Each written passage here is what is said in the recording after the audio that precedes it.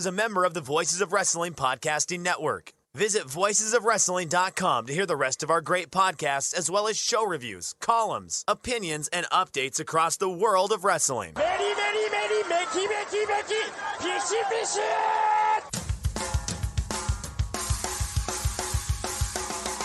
You are listening to the Flagship Podcast with your hosts, Joe Lanza. Light it up like dynamite. Oh. You do that every week. Every week. And Rich Craich. Like you're indifferent on apples. That's what a great fruit that you're just letting go by the wayside. What is your fascination with apples? They're fantastic. It's the fall. It's the apple season, man. And we are live on the Flagship Podcast. I'm Rich Craich. He's Joe Lanza. Joe, what's happening? We got breaking news. Breaking news. What do we got here? This podcast is a member Oh of my Voices God. of Wrestling. Keep forgetting that thing's on repeat. Anyway, hi. Wait, what? My dumb the intro. I forget that it's on repeat for some reason. I put it on repeat because the program that I use when we do bouncing around Japan or bouncing around the indies or whatever, I put the music on repeat, so it just constantly plays and plays and plays and plays. I forget to turn that off when I play the intro, so like it stops and it fades out, and then you're like, all right, hey Rich, and then it's like, this podcast is a member of the voice, and it's very unprofessional, but here we are. I can't hear any of that. You cannot hear nothing. You can't hear a thing, so you have no idea. You will hear it when you listen back to the show later tonight. After you do the show, you will hear the flub, the production snafu that I just did there. So, well, can we begin the show? yes, breaking news. What do you got? Breaking news. Who's fired now? Who's gone? After Rich can't handle the controls here. Who's Terrible fired? job out of Rich. Well, you would love that, wouldn't you? You would love to just shuffle off into the sunset. And you want those Patreon checks, though. Those aren't going away. Yeah, the flagship checks, you know, those. But the Patreon checks, those can stay. Like we got the quarter hours for the big Dynamite show. Quarter hours, yes. I did see these before. So you always ask, have you seen them? And I always go, no. But for some reason, this time I did watch them. So, yeah. You're supposed to go along with the bit. And say Joe, what? The quarter hours of AEW? Go hit me with these. I cannot wait to see what we can unravel with these quarter hours that have just been released for Dynamite. Go ahead, please. Yes, we've got the quarter hours for the Dynamite show, which did 1.01 million viewers and 8.43. TBS? Yeah. Big debut on TBS, right? TBS debut, yes. I think that's a very good number. Discussed at length on the Thursday TV reviews on the $5 tier, patreon.com/voice of wrestling. Quarter hours, Rich. Show peaked quarter hour 1 with 1.1 million viewers. Main event. I say the main event, but because we all know it was the real main event. But the Hangman Danielson match held steady throughout, over 1 million, and the 18 to 49 was steady throughout. Not much fluctuation at all. The big story here, I guess, would be quarter hour 6, which was the last 7 minutes of Jade Cargill and Ruby Soho, and then a sit-down interview with Serena Deeb, and then the start of Malachi Black versus Brian Pillman from 9:15 to 9:30 was the second highest quarter hour on the show, and the edging out the first quarter hour for the highest quarter hour in 18 to 49, 583,000 viewers to 582,000 viewers, of course. So margin of error for sure. But and then the following quarter hour, which was the last 3 minutes of Malachi Black versus Pillman and the start of the main event, dropped like a stone to 939,000 viewers. The first quarter hour to drop under 1 million, and then stayed under 1 million for the remainder of the show. And it was also the 2 lowest quarter hours in 18 to 49. So what do we do with this? The Hangman Danielson match clearly was a success. And it looks like the Jade Cargill Ruby Soho match was a success. And it looks like nobody gave a shit about the main event in relation to the rest of the show. Those would be very strong numbers any other week. Obviously. Yeah, because what was the total then? The 18 to 49 total for the main? It was still like, what, 560, somewhere in that range? First, for the 7th quarter hour, 538. Yeah, I mean, that's, it's still pretty, that's fine. It's just not, what it was at the beginning of the show. That's not bad. Big numbers for any other week. And over 500,000 viewers in 18 to 49 for the final quarter hour. But clearly the tag main event was the low point of the show in both overall viewership and the 18 to 49. Now, Rich, one cough. That's all. I promise. I commit to that. Now, Rich, there'll be many more coughs. The interesting thing here with the last 7 minutes of this Jade Cargill Ruby Soho match, and this will be a mini victory lap for us, I think. That quarter did very well. And what do we always say when it comes to women's wrestling? Okay. That quarter shot up in males 18 to 49. The highest quarter period on the entire show in 18 to 49 was for the ending of that Jade Cargill Ruby Soho match.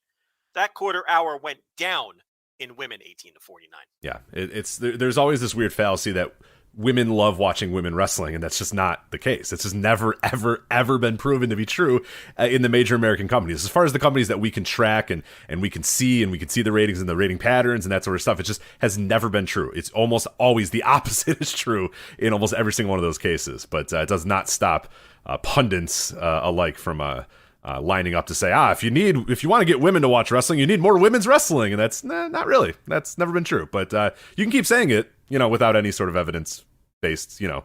The evidence is literally the opposite. But you can keep saying it if you want. It's fine.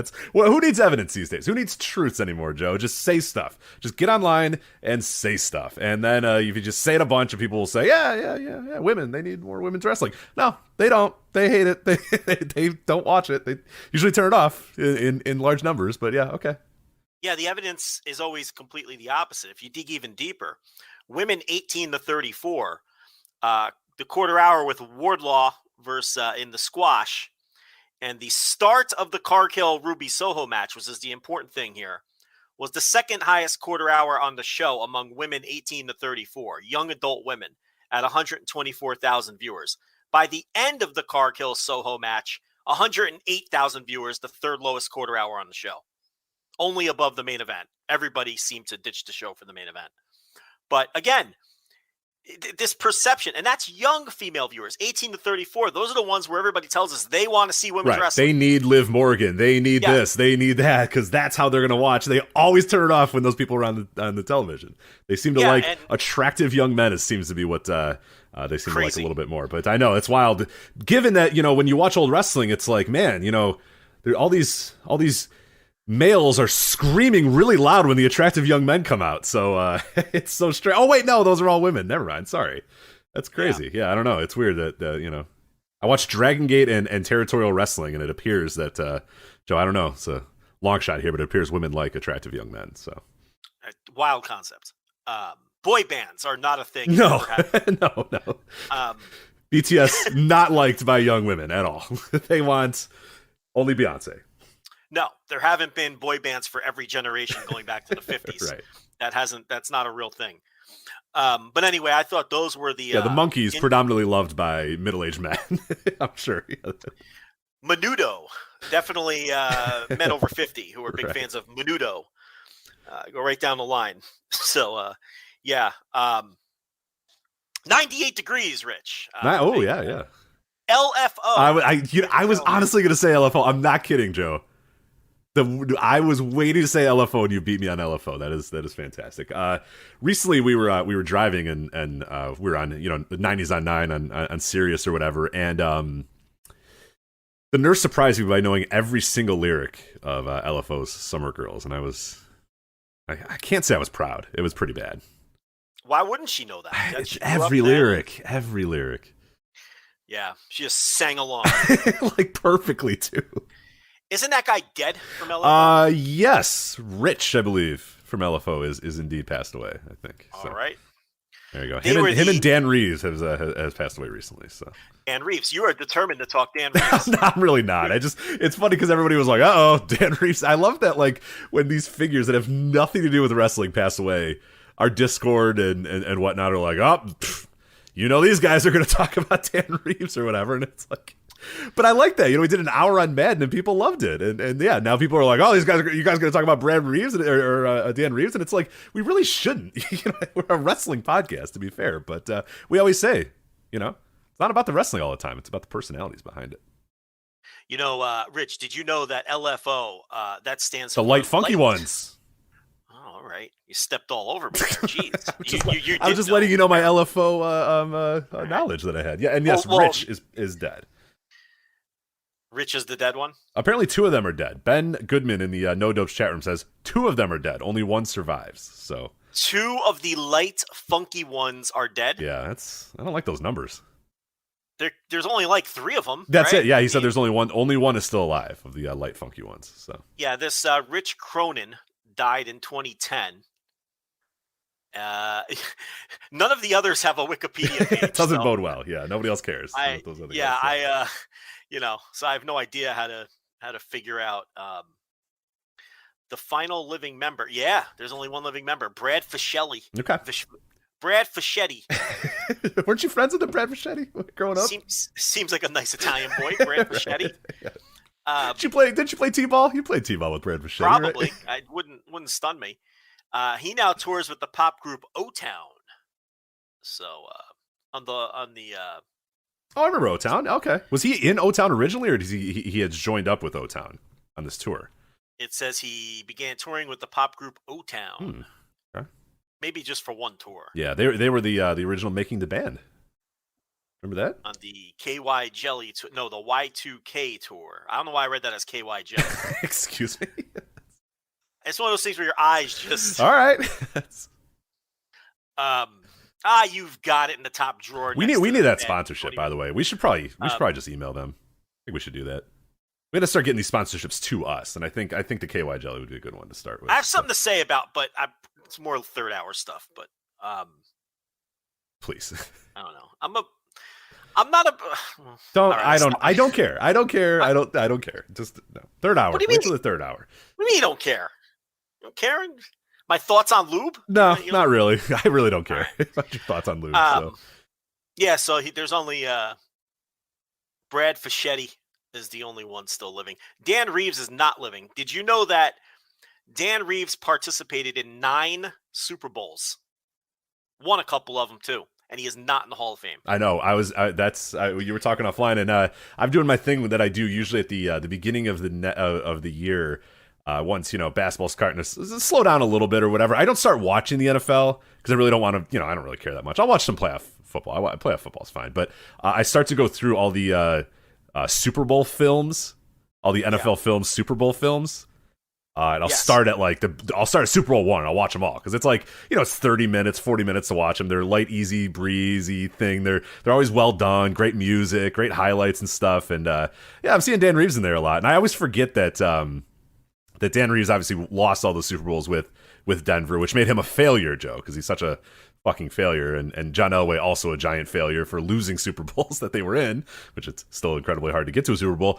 And then I forgot that I just watched the Denver versus Atlanta Falcons Super Bowl tape from Super Bowl. I don't remember the number of the Super Bowl it was, but 1998 or 99 or whatever it was. I forgot that Dan Reeves was the coach of the Falcons, and Elway beats him to win win his second Super Bowls back to back, and beats his old coach. And says, I'm going to win the Super Bowl without you. So yeah, so he lost 3 Super Bowls with Elway, and then lost to Elway. Yeah, brutal. With the dirty birds, Atlanta Falcons, Jamal Anderson. Let's go. Yeah. Do you remember Dan Reeves doing the Dirty Bird when they won the NFC title? Oh, God, no. Did he really? Yeah, he does the Dirty Bird. Does he do it well? The Falcons. I mean, define well. Yeah, I guess that would be. He's a 65-year-old man. I mean, how he's not going to have the smooth moves of a Jamal Anderson or a Sean Jefferson. You know what I mean? Mm-hmm, was Sean Jefferson on that team? I think he was. Sean Jefferson. I don't remember, unfortunately. I think he was. I don't remember my late 90s Falcons all that much. You're probably right. Sean Jefferson. No, he got there in 2000. Damn. All right. I think they were still dirty burden by then, because I remember in the speaking of we talked about football video games a couple weeks ago or last week. I don't know what time is. Who knows what time is anymore at this point? But you could in the NFL 2K games, if you scored a touchdown with the Atlanta Falcons, the running back would do the dirty bird, even if it wasn't Jamal Anderson. I think they just programmed it that no matter who was the running back for the Falcons, you would do the dirty bird. So I like to be the Falcons in those games because the dirty birds. I mean, they dropped like a stone. They stunk the next year immediately, And then I think Reeves was gone by 2000. Actually, he lasted a long. Oh no! Remember, he drafted Michael Vick, so he lasted. Yeah. He was there for a little bit. They stunk, and then he drafted Vick, and then he was gone. So he did last a while there, but he participated in 9 Super Bowls, player, assistant coach, head coach. I think he's one of 2 NFL head coaches with 200 wins that is not in the Hall of Fame. I mean, it's ridiculous. He belongs in the Hall of Fame. Actually, he had 190 and 165 as a coach, and he was 11-9 in the postseason. And he lost. He was 0-4 as a head coach in the Super Bowl. Rich, I'm telling you, it's worse to go to a Super Bowl and lose than it is to not go at all. Well, and that's like I was watching. Yeah, I was watching the Broncos one, and they're like, John Elway is trying to redeem himself after failures. I'm like, he's the best quarterback for 20 years. He's been great, and he made some Super Bowls and he lost them. But Jesus Christ, I mean, God, it's like they're like, oh, he won't put a stamp on his career until he wins a Super Bowl. I was like, he's already like destroyed the record books. He's been great for 15 years, and thank God he got his fucking Super Bowl. So now he's good. Now John Elway's good because he won a game. So. It's very frustrating. We are not rings people here. If you're not new, if we did a sports podcast, most of our episodes would be about decreeing rings culture, and that if you don't win a ring, you're a worthless pile of crap. Charles Barkley, you didn't win a ring. Patrick Ewing, you didn't win a ring. How dare you? Seriously, if nothing else changes, not a single thing about Dan Reeves' career changes except he wins one of those 4 Super Bowls. Right, and one of them he got piss pounded into, which did not help. Well, actually, I mean, honestly, the Falcons when he got piss pounded a little bit too. So yeah, I mean, the Broncos, the 52-10 or whatever in that one Super Bowl, that didn't go well. They just moonwalk into the Hall of Fame. I mean, it wouldn't even be debatable, But it's crazy. It's and it's extending to other sports. Like the NBA, it's like everybody mocks the team that loses the final, or it's just it infuriates me. It's it's almost better not to get there if you're not going to win in terms of your reputation. But anyway, that's Dan Reeves. We're not doing an hour. No, we're not doing an hour on Dan Reeves. He was not as impactful as one John Madden was. So do not expect a Dan Reeves podcast. But we got plenty to talk about today. We have the New Japan Wrestle Kingdom Night 3 New Japan versus Noah show coming up this weekend. We're going to talk about that. We are not going to talk about Wrestle Kingdom's Night 1 and Night 2 because we already did that. So if you're not a $10 subscriber at flagshippodcast.com, voiceofwrestling.com/Patreon, patreon.com/voiceofwrestling. Go be a $10 subscriber because you can listen to our thoughts an hour on each Night 1 and Night 2. Instant Reaction Live. It is all there. We review the shows. We break down the things. We give our star ratings, do all that sort of stuff. That is on that. So we're not going to do any Wrestle Kingdom Nights 1 and Night 2 reviews on this show. Those are both on Instant Reaction Live, both available on the Flagship Patreon, so you can get that there. But we are going to talk about the Noah versus New Japan. We're talking about the FSM 50, the Fighting Spirit Magazine 50, that is up at voicesofwrestling.com. The list got released this week. We'll talk about a little bit of our feedback on that and the fallout from that. ZERO-1, yes, this is now a ZERO-1 podcast. We're going to talk about that. Noah, this is definitely now a Noah podcast because I got some thoughts on Noah that I want to talk about. WWE's Day 1, we're going to review that extensively, not really. And then we're going to talk about some NXT stuff, which actually, you want to get into that right now, the NXT cuts? Yeah. Because we actually have a new one as well. So this came from WWE. They did not officially announce any of these releases on their website, but they did release something that said, quote, with the continued evolution of NXT 2.0, we've decided to part ways with some of our staff based in our performance center. We thank them for their many contributions throughout the years and wish them the best. So Sean Ross Sapp was the first to have these names. A bunch came out here. William Regal, Road Dogg Brian James, Ace Steel, Dave Kapoor, Scott Armstrong, Allison Danger, / Kathy Carino, obviously her real name, Ryan Katz, talent-wise, Hideki Suzuki, Timothy Thatcher, Danny Burch were let go. We would learn today that Gabe Sapolsky was also part of those cuts. We'll talk about him a little bit more. And then this afternoon, maybe an hour before we went live here, we learned that Samoa Joe, once again, for the second time in 9 months, Samoa Joe has also been released from his WWE contract. So yeah, this is a gutting, a continued gutting of NXT. What do you make of these names? I mean, there's some big hitters here. I'm waiting for them to fire Rob Naylor again, just for the hell of it. You know, Rob Naylor still fired. Yeah, they call Rob. Hey, Rob, how you doing? Yeah, you're fired. Well, okay, thanks. You know, just make sure you remember that, right? You're fired, right? He's like, I got it. Yeah. Fightful reports that Chief Jay Strongbow has been let go. Oh, Tony Gurria has been. We wish him well in his future endeavors. Yeah. Yes, Rene Goulet, unfortunately, will no longer be needed. Yeah. Released. I think they're all dead besides Tony Gurria. Dave, what about Dave Hebner? Dave Hebner stood. He's still kicking around. Yeah, I think Dave Hebner's still good, right? And Earl as well. Yeah. Brian Hebner, all the Hebners. Imagine your family industry is pro wrestling wrestling. I know. You know? And Brian doesn't aim higher in his life. You know what I mean? He's like, no, Dad, I want to be just like you. Yeah. I want to be a pro wrestling ref. I want to put the ring together. Business. I want to be an adult putting the ring together. You know, it's just... I always think about that. It's absurd. You know what I mean? Like, yeah. That's the family industry. Yeah. It's just absurd that they put the ring together still. Like, you know, it's fucking Jimmy Cordeiro sitting there with a wrench going, all right, guys, let's put this thing together. Like, what? Well, I mean, that's how Jimmy knows so much about the biz. Yeah, right. Because he put rings together. Yeah, him and Show holding wrenches, getting the ring together. So absolutely. I mean, how dare you question Jimmy Cordeiro?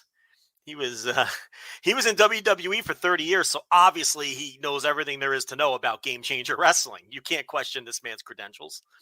So that's who's even left. Are they just shutting down the performance center? And that was going to be my question. Is like where are we at with this? Because we continue to talk about the gutting of the gutting of NXT 2.0, the change of the NXT philosophy, the change in the performance center, all that sort of stuff. I mean, we're getting down to like the nitty gritty here. We're getting down to like, okay, who's left here in terms of the amount of people that are actually there in terms of wrestlers, and there's still plenty obviously to go. But I mean, God, it's been an absolute bloodletting as of late, and really like you're talking about William Regal, the main indie scout. That's done. That's probably They're done scouting the indies. They don't need him anymore. And obviously thought that he offered nothing else to them.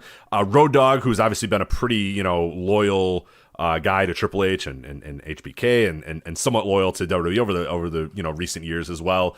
Dave Kapoor, I mean, that one caught me and it felt like everybody off guard. I mean, that was the one guy that if you were on Twitter and stuff, a lot of people were talking about William Regal and how do you let William Regal go on the Allison Danger thing, which we'll talk about in a sec because they did her pretty dirty. But the thing you heard from a lot of people was like, whoa, Dave Kapoor, because that dude has been there legit like 15 years. He's been there forever, Dave Kapoor, in both writing capacities and developmental and TV writing and promo writing and all that sort of stuff. I mean, that guy has been there forever. I mean, and the on-screen character. Yeah, exactly. Yeah, as Great Khali's manager as well. Yeah. So Rajan Singh. Mm-hmm. Was it? Yeah, I think yeah, right. But Scott Armstrong, another shocking one as well. He's been there as a referee, I think, since WCW. Right? I think he just transitioned right into that. I don't know if there was a time gap between that, but I mean, he's been there forever as well. Scott Armstrong. He's a long time employee. So he was the main referee trainer, which I mean, to be fair, NXT was ridiculous. I mean, NXT was fucking ridiculous. They had way too many people there. They're wasting money. They were an utter failure in what they were trying to do. We talk about that all the time with NXT. This probably had to happen. It's just shocking how quickly it all happened. You know what I mean? Like years, decades worth of infrastructure building have basically in the last 8 months just been completely destroyed and blown up and lit on fire and pissed on and lit on fire again and just completely destroyed. But like, it's an absurd. I mean, the NXT is absurd. The Performance Center is absurd. It was an absolute giant waste of money, as we've been talking about as long as this show's existed, is wondering what are they getting out of this Performance Center. So yeah, I mean, it sucks obviously these people losing their jobs, but this is, probably what the end game was going to be for this thing, and unless they just wanted to continue to pour money in it, which obviously they don't anymore. I mean, if they change the entire television philosophy, then I guess it's just a complete teardown in terms of. Here's my question though: why did they keep all of these people so long? If that's the case, like why didn't they get rid of them when they restructured the show and got rid of all of the talent that was over 30 and below 6 foot? Like, what was the holdup? Like, why did they keep all of these people around? So on that. So it seems like it'd be logical. Okay, we're restructuring everything. The old minds we need to remove and we need to get fresh sets of eyes. But that isn't logical in terms of timeline because we're several months into NXT 2.0 and they're just making all of these changes with the behind the scenes personnel now. So on that hand, it doesn't make sense. So this also kind of reeks of just being more budget cuts, of maybe someone looking on a ledger and saying, do we need 25 people down there inside that building training these people? Or can we get away with doing this with 8? I mean, so I don't know what it is. I don't know which way, what the thinking was. And obviously, the other very obvious thing here is the entire Triple H inner circle is now gone. George Carroll, Gabe Sapolsky. Oh, I forgot to mention George Carroll as well. Yeah. Gabe Sapolsky, Road Dogg, Samoa Joe, William Regal. This is the triple, and I'm probably forgetting a few. And a few of these names probably were, and we didn't realize it. But this is the Triple H inner circle. This was the team that he had built over the years that were his close confidants, who believed in his philosophies and worked closely with him. And at one time, who we all thought would eventually, we thought this would be who would be taking over the company. Yeah, that this crew would take over the company. And that's the thing that I just don't think enough people are we know this story, and the story's been out for a while now with, Triple H being quote unquote removed from power or whatever the hell after the cardiac event or whatever. But like, I don't think enough people talk about that. This, like I said, this company for 15, 20 years was building this infrastructure of the succession plan of Triple H taking over when Vince eventually dies or Vince eventually gives up. Like, Triple H was so assumed to be the next guy. Shame, he beat out Vince's his own son, who had to then just leave the company and go start his own thing because he realized that he was no longer part of the succession plan anymore. And then you have Triple H for the last decade building this infrastructure of these guys and we talked about it all the time when they would hire these new guys. We'd say, okay, yeah, he's building that inner circle. He's got his guys ready. He has his crew ready that when eventually that moment comes and they have to say, okay, now we're on. It's our turn. It's our time or whatever. This is what, and they have undone 10 to 15 years of infrastructure and succession building in like no time, in like 8 or 9 months or whatever, less than a year. All of that is gone completely. There's no remnants of it. There's no crumbs of it anymore. Like you said, they're firing everybody that was related at all to that inner circle, anybody that was related in any way exclusively to the black and gold NXT, that era of NXT. Gone. All of it is gone. Like, there is 5 to 7 coaches, I think, that are still there, and a lot of them have been there forever. Your Fit Finleys and your Matt Blooms or whatever. Those guys are old. I mean, those guys go back to FCW in some cases. Like, these are not Robbie Brookside, but these people could be gone next, right? Yeah, who knows? Yeah, at this point, some of them, it could be a case of just not picking up their phone, or like you said, keeping a few of them and then realizing, okay, hell, we don't even need 7 guys. We only need 4 guys. All right, cool. It's Matt Bloom and Fit Finley are now running the entire performance center. And It's not unreasonable if they could do that very, very soon. And yeah, again, it just speaks to how strange this has all been. And I feel like it doesn't get enough credit. I think people see these things and go, oh, they're getting lean or they're getting ready for a sale. But it's like, no, they've completely gutted their what they had been building up as their succession plan or their future. And I still don't think that they're selling. Like that point comes up every single time they do these cuts.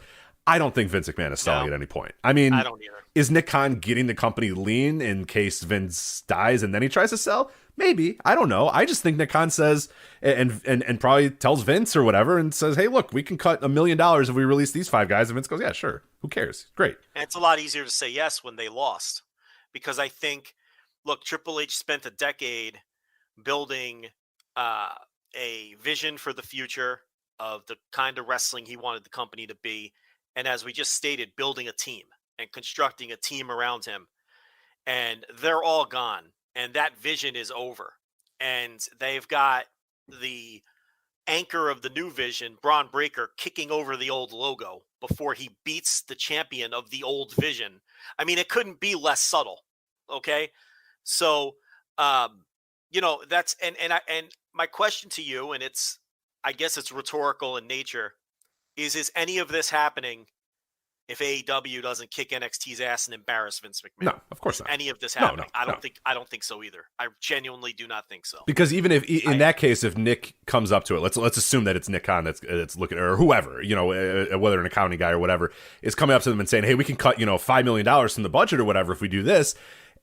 No, like you're saying, Vince would say, no, we need this brand. This thing needs to be, it's beating our competition. It's stomping down our competition. It's preventing our competition from growing. Even if it was just going neck and neck. Right. Because that to Vince, that's fine. Because that is a win in the case of he's not letting AEW grow. But what happened is they got cocky and said, yeah, sure, AEW, yeah, pissant company. We'll put it up against our third brand or whatever, and we'll kick their ass. And then they got destroyed, an absolute bloodbath. And it was embarrassing, and they did nothing to stop AEW's momentum. In fact, all they did was, in some cases, AEW got bigger as time went on. So, no, yeah, it's really easy to say, yeah, screw it. No, these guys, they all failed. I mean, at the end of the day, they all failed. Every single person, the William Regal, the Brian James, and all these, they failed. If you were in that inner circle, if you were in NXT at that time, you failed. And Vince, I mean, he doesn't fucking like failures. So, yeah, when the time comes to have, a numbers guy like a Nick Khan who has no fucking loyalty whatsoever and doesn't give a shit at the end of the day about any of these people or anything more than, the bottom line and the stockholders. If this guy comes and says, hey, we need to cut $5 million and I have this, what about these guys? Vince looks at those names and go, they all failed me. Every single one of you failed me. You let AEW compete and you let AEW survive. I mean, the plan was, and don't get this twisted, the plan was that they were going to go head-to-head with AEW, and AEW would just either not get a new TV contract or once that new TV contract came, you could see the signs of it were all getting a little weird after that. Yeah. Like the idea was, let's beat them in the first year, and TNT goes, whatever, or they just never grow any more than, an Impact or a TNA or whatever, which is fine. You can exist as whatever in this space. But when they're going head-to-head and beating them, then, yeah, from that point forward, they were a failure to Vince. They allowed AEW to survive, and in some cases allowed it to thrive, and that you're an absolute failure to Vince then. Yeah, they definitely failed in that respect. I don't know if it's fair to say that the Triple H vision failed in star creation and feeding the main roster, because as we've said a million times, I don't know what else the Triple H and the Triple H team could have done. They got people over in NXT. They sold out basketball arenas with these people in NXT. And then they would get called up to the main roster, and Vince and his team either wouldn't see any value in them and wouldn't push them, or would completely change their presentation from what got them over in the first place in the developmental brand. So there was never synergy between the developmental and the main roster. You get the impression that Vince didn't pay any attention to the developmental brand. And I think what happened was when they lost the war with AEW, it shined a light on everything. And then Vince started to pay attention. And then he looked around and said, now, wait a minute. Every time we call somebody up, I don't like them. And every time I call somebody up, I have to manipulate them and change them and put my own stamp on them. And I think it was almost as if NXT was existing off on its own, and Vince wasn't even really paying attention to it until they lost. Right. When it was, yes, he wasn't getting what he wanted out of it in terms of future stars or whatever, but they were drawing basketball arenas. They were drawing on the road. They were, doing decent stuff on the WWE network, yada, yada, all that sort of stuff. So then it's a lot easier to let go of, hey, they're not giving me the stars that I want, but you know what? They're successful. They're doing their own thing. They're selling out basketball arenas. We're piggybacking on with weekends, with pay-per-view weekends with them. Okay, great. But like you're saying, when now you're failing at competing, and you're failing at I mean, the end goal was like, don't even let AEW exist. Like NXT existing in the way it was constructed should never have allowed AEW to exist. Like in its form, or at least, like you said, hold them down to the point where they're insignificant in the general landscape, right? And where they're not getting good television deals and they're not able to compete for talent, right. All of those things. And it didn't do that. And then once it didn't do that, plus you, like you said, the years and years and years of you're not giving me future stars was like, all right, now what do we do? Okay. Fuck this. You guys, you're done. You're done. Yeah. You failed. And sometimes it doesn't take much more than just, you wake up one day and just go, no, this thing's a mess. Like, how much more time and money am I going to invest in this thing if I'm not getting what I want? And you failed at competing with AEW, and you failed at stomping down AEW. I'm done. We're done here. And combine that with, a new leadership structure in the company, and a guy that we know loves, all that he really wants is to make more money, stockholders. Yeah. You combine those factors. Vince has no loyalty to you anymore. You failed in his mind, and you have a guy, or you have accountant saying, hey, we should cut money so we can our revenue can be X billion instead of what it was before. Like, yeah, then of course it's going to be a lot easier to say, screw it, get rid of all these people, who cares, so Yeah, and for most of them, or for a lot of them, I don't know where they go if they want to continue a career in wrestling, because as far as the people on the creative end, writers, bookers, people of that nature, we had this conversation regarding Paul Heyman. I don't think there's a place for people like that in AEW. Tony Khan is not letting go of that of control of his creative. He's just not going to do it. He's been waiting his whole life to do this. He has a real life, name your simulation game of choice going on with real human beings for real money. Something he's been doing his whole life on Excel spreadsheets and in notebooks, and he's not relinquishing that control. He loves it. This is a man who loves sitting on an airplane and writing out the next 4 weeks of television. He's not. I don't feel like he thinks he needs help. I don't feel like he thinks he needs to delegate, and I definitely don't feel like he thinks he needs to hand over the creative of that company to anyone else. Yeah, the things, and I've always said, because people are like, well, he does all this stuff with the Jaguars and he does the stuff with the football team, and I'm like, I think if honestly given, if Shad or someone sat down and said, Tony, you got to prioritize or whatever, you think he's dropping wrestling first? Mm-hmm. No, he's going to say, director of analytics, you know what, I'm good on the Jaguars, or, you know what I mean? Like, he's probably, the football team, he's probably got, I think isn't he literally the owner of the football team technically? So, technically the co-owner or whatever. And but like the Jaguars thing, he could just not be the quote unquote, director of analytics or whatever it is. Like, he's not getting rid of the wrestling thing or whatever. He probably wasn't on football message boards, you know what I mean? But he was on freaking wrestling message boards, booking shit. Like, he's not getting rid of the wrestling. Like, the wrestling is going to stay. He's never going to stop prioritizing wrestling. Like, I think that's pretty clear to me at this point. Yes, I don't see a role for those types. And as far as some of the trainers and veteran types. And also, like, other companies aren't structured in that same way. Like, there used to be a long, long time where every company would, we need writers. We need, promo writers. We need that. AEW doesn't do that. It's the wrestlers get their bullet points, and you have some producers, and you have Tony, and that's it. It's not the same thing where there's 30 guys sitting in a room yelling things at Vince, and Vince goes, no other company is structured like that. TNA structured themselves that way because they were dumb, and they would do that, and Vince did it. So John Gaborik said, you know what? We need a writer's room. Like, we have to, it's like, no, you don't.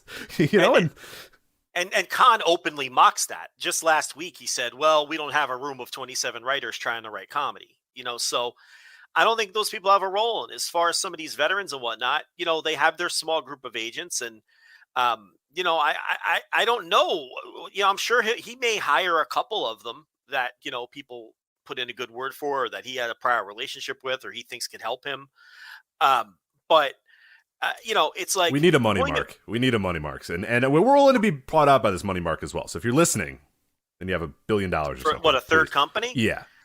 Listen, I think the time for a third company, if it's going to be done right, is right now, because there's two that are thriving on television, top of the ratings every night that they're on TV, that are going to get enormous television contracts in the next round. And there is a wealth of free agent talent available, both in terms of wrestlers and behind the scenes. And I'm not saying it would be easy, and I'm not saying it would be an instant success. But if there was ever a time in recent years, ever since WCW and ECW folded, for a real third player to get in the game, I think it would be now. Because I think the most important aspect of that always is getting television. And I think with the success of AEW, there's probably some people running television stations who would be open to listening to a wrestling promoter now, whereas for years and years, none of them were, which is why Impact went tumbling down the dial on worse and worse stations until Anthem bailed them out. But I think the television stations would at least listen now. And I mean, they listened to Tony Khan. Now, look, he had a friend on the inside that helped, and he's got billions of dollars that helps. And he had, friends in high places and all that, but anyone who gets in the game is going to have all those things too. So why can't there be someone else? But we've talked about this. He's probably one of one. He's probably a unique figure in that he had the money, he had the connections, and he had the knowledge. And I don't know if you're going to find another person who has all three of those things. I mean, this guy is arguably the best booker in wrestling, and he's been doing it for less than 3 years. He has the knowledge and the know-how on top of having everything else. You can find a lot of people probably that can book a competent pro wrestling show and understand the principles of star creation and all of those things. Okay? You could probably find someone who's a billionaire, who's a wrestling fan. But can you find someone who has all of those things and not just one or two of them? Because you need all three.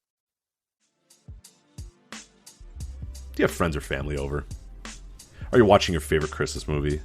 Do you have a pet, a cat, or a dog on your lap? It doesn't matter what your reasons for wanting to stay put is. With Drizzly, you can keep your feet up and get beer, wine, and spirits delivered to you in under 60 minutes. This is Rich from the Flagship Podcast here on the Voice of Wrestling Podcast Network, letting you know about Drizzly.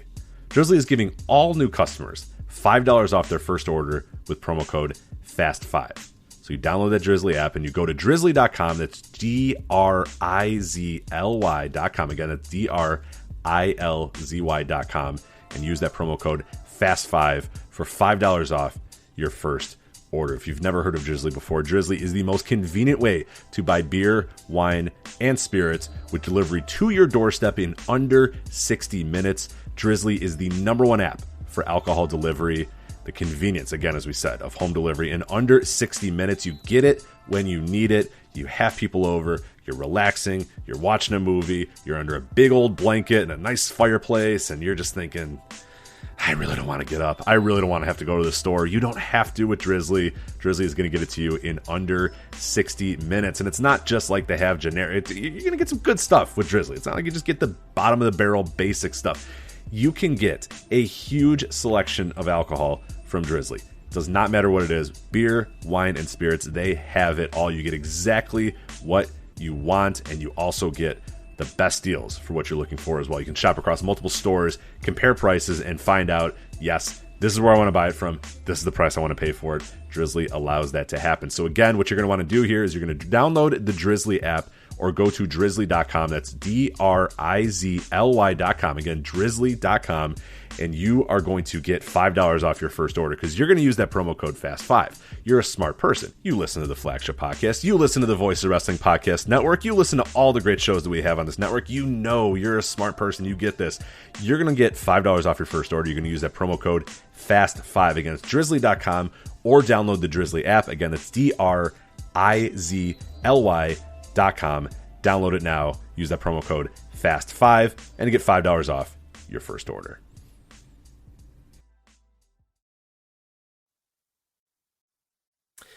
Yeah, it's going to be a tough. Yeah, I don't know that there is anybody out there. I don't know that there's anybody I can think of off the top of my head that is all of those things. But like you said, it all it takes is someone with an idea and some money and a pitch to a network. Because live sports, there is still tremendous value in live sports. We see that all the time with ratings that and now the television and now the people running the networks aren't going to say well nobody can do wrestling but Vince, because now we're seeing that right that it's no longer true. So yeah, maybe AEW does help somebody make that pitch or whatever, but that's what I mean when I say now's the time, because without TV buying into you, it doesn't matter if you have the other thing. You still have to, because you can't do anything without TV. But now, as far as someone in our Discord had just the best idea when it comes to Gabe Sapolsky. They said, I believe it was Hustle in our Discord, said that at Billy should be calling Gabe Sapolsky. My God, yes. Because that is what that show is like. Ever since Lagana has been out of the picture, that has been a horrendously booked show, the NWA show. And now you have one of the best bookers breathing with a track record who's free and clear and available. I don't know if they can make it happen. I don't know if Gabe would even be interested. I don't know if now listen, Billy Corgan was a huge ROH fan in those days and was at shows, and they were using the song that opens up this podcast was a song that ROH was using to open up their shows. And that's the whole reason we used that song. It was an inside joke. We did an interview with Gabe Sapolsky in like our third or fourth show, and we used that Smashing Pumpkins song as our intro for that specific show where we interviewed Gabe Sapolsky as sort of an Easter egg for other ROH fans. Oh, this is the song we hear at the beginning of ROH shows. when ROH shows are starting. And then we just kept it because we were lazy, and we just kept the song as part of the yeah, we've been lazy for 9 years and 11 months, basically. Yes. I just said, you know what? Decent song. Let's just keep it anyway. So yeah. It's just easier to just keep it. But my point here is there is at least a prior relationship between Gabe Sapolsky and Billy Corgan.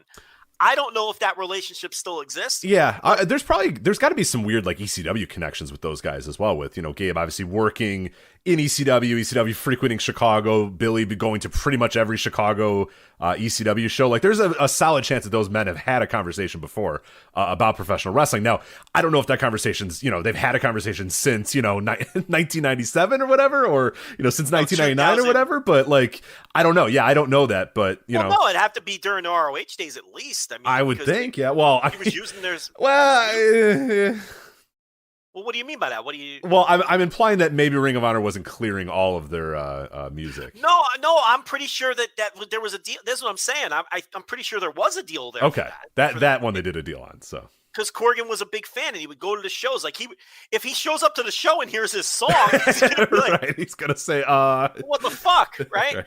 No, because this wasn't like entrance music for a wrestler. This was you're meandering around. Yeah, right.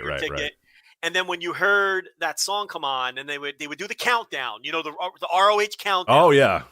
That song. Now this wasn't always the case. It was more the latter years of when Gabe, like maybe 07-ish, and then that song that is our intro song would come on, and that's when you were like, all right, I better fucking get to my seat or whatever because the fucking show's starting.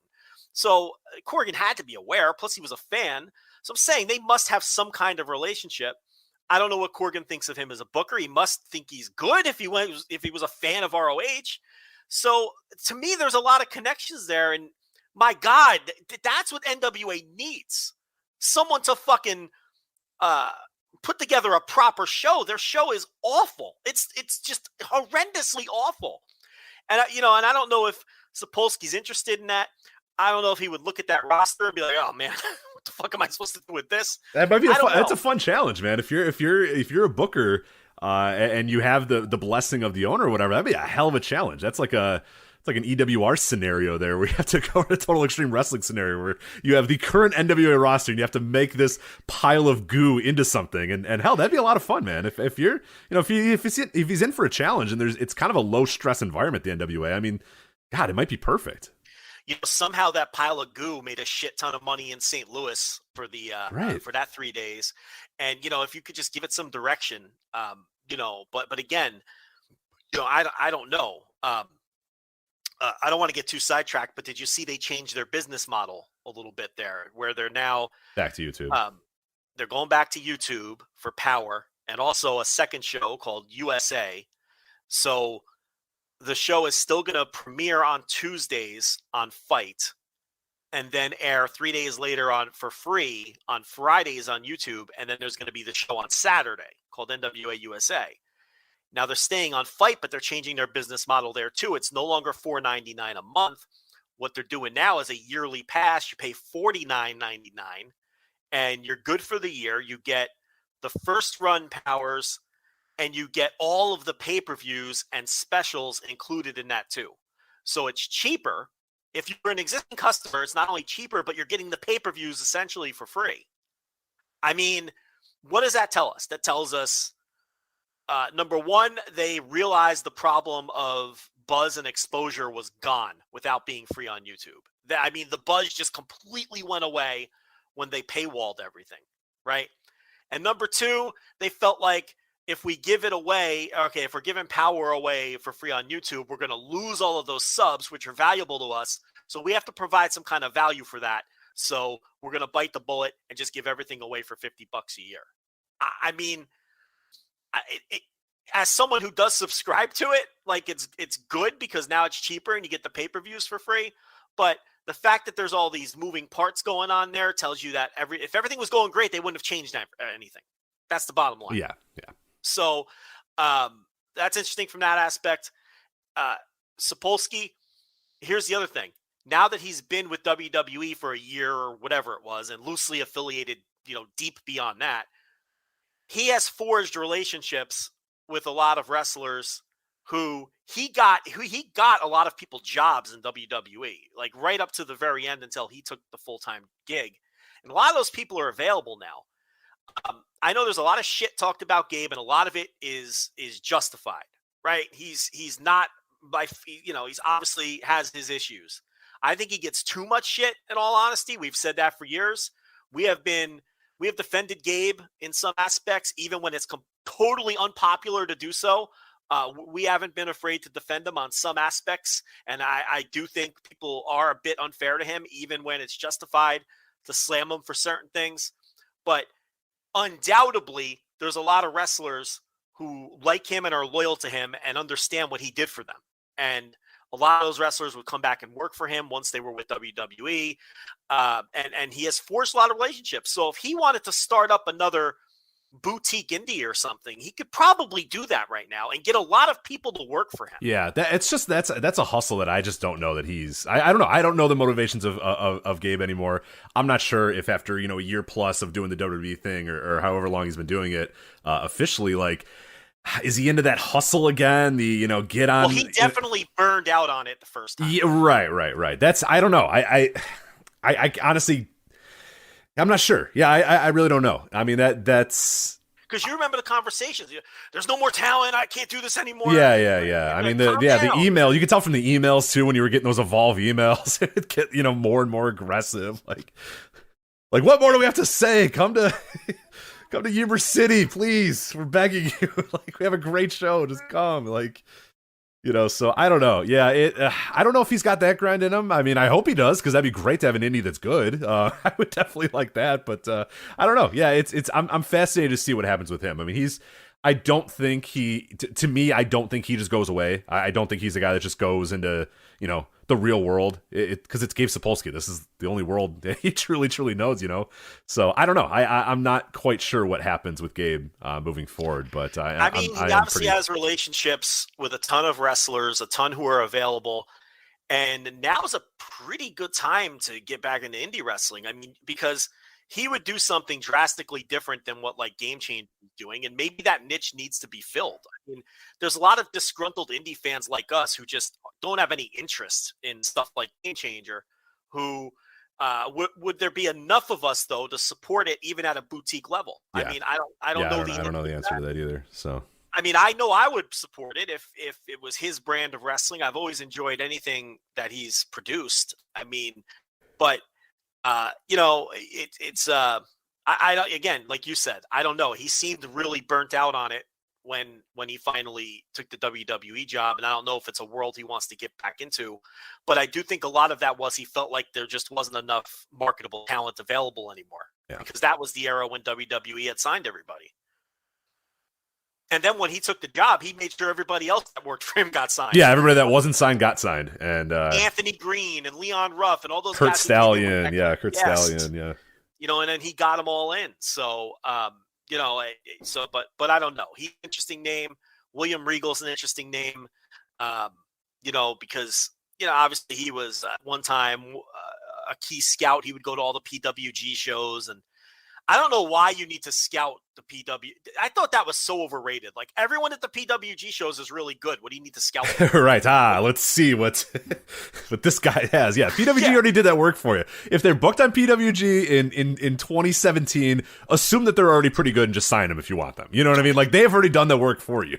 Do you really need to peek around the curtain and rub your chin and say, this Kevin Steen? They have something in this guy. That's a hot prospect. I mean, I would send my scouts to tiny indie shows that are completely off the radar. And that's, again, when we talk about the ridiculousness of NXT, at a certain point it was absurd, because it was just like, quote unquote developmental, and they're signing 34-year-old like really good indie wrestlers, and it's like, that they passed on 20 other times before, but it was just anti-competitive bullshit that they were doing forever. So my point I love him peering through this Ricochet. Yeah. Wow.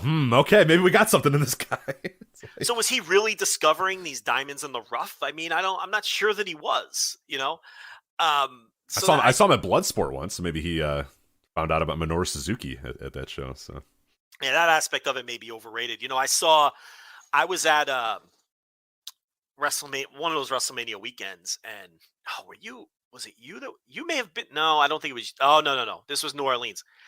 And there was a Keith Lee match on either, I don't know what show it was. I guess it doesn't matter. But Canyon Seaman with his WWE logo shirt, he comes walking in during the Keith Lee match with his little iPad.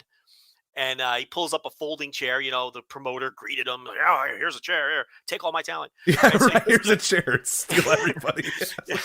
Idiots. You dorks. You fucking US.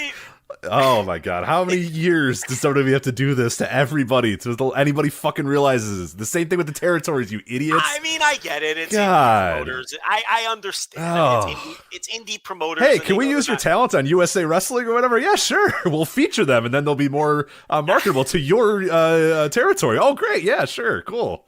I understand. Actually, we're gonna sign all of them. Oh, all right. But to be fair, these are indie promoters, and they know they're going to lose everyone anyway. But listen, it's still a funny bit. Yeah, but the point is, he puts down the chair, and Seaman sits down, and he watched the Keith Lee match, and then he got up and he left. Like, that's the only match he was there for. And it's like Keith Lee was a known commodity at that point, and at this point in his run, it was just a matter of time before.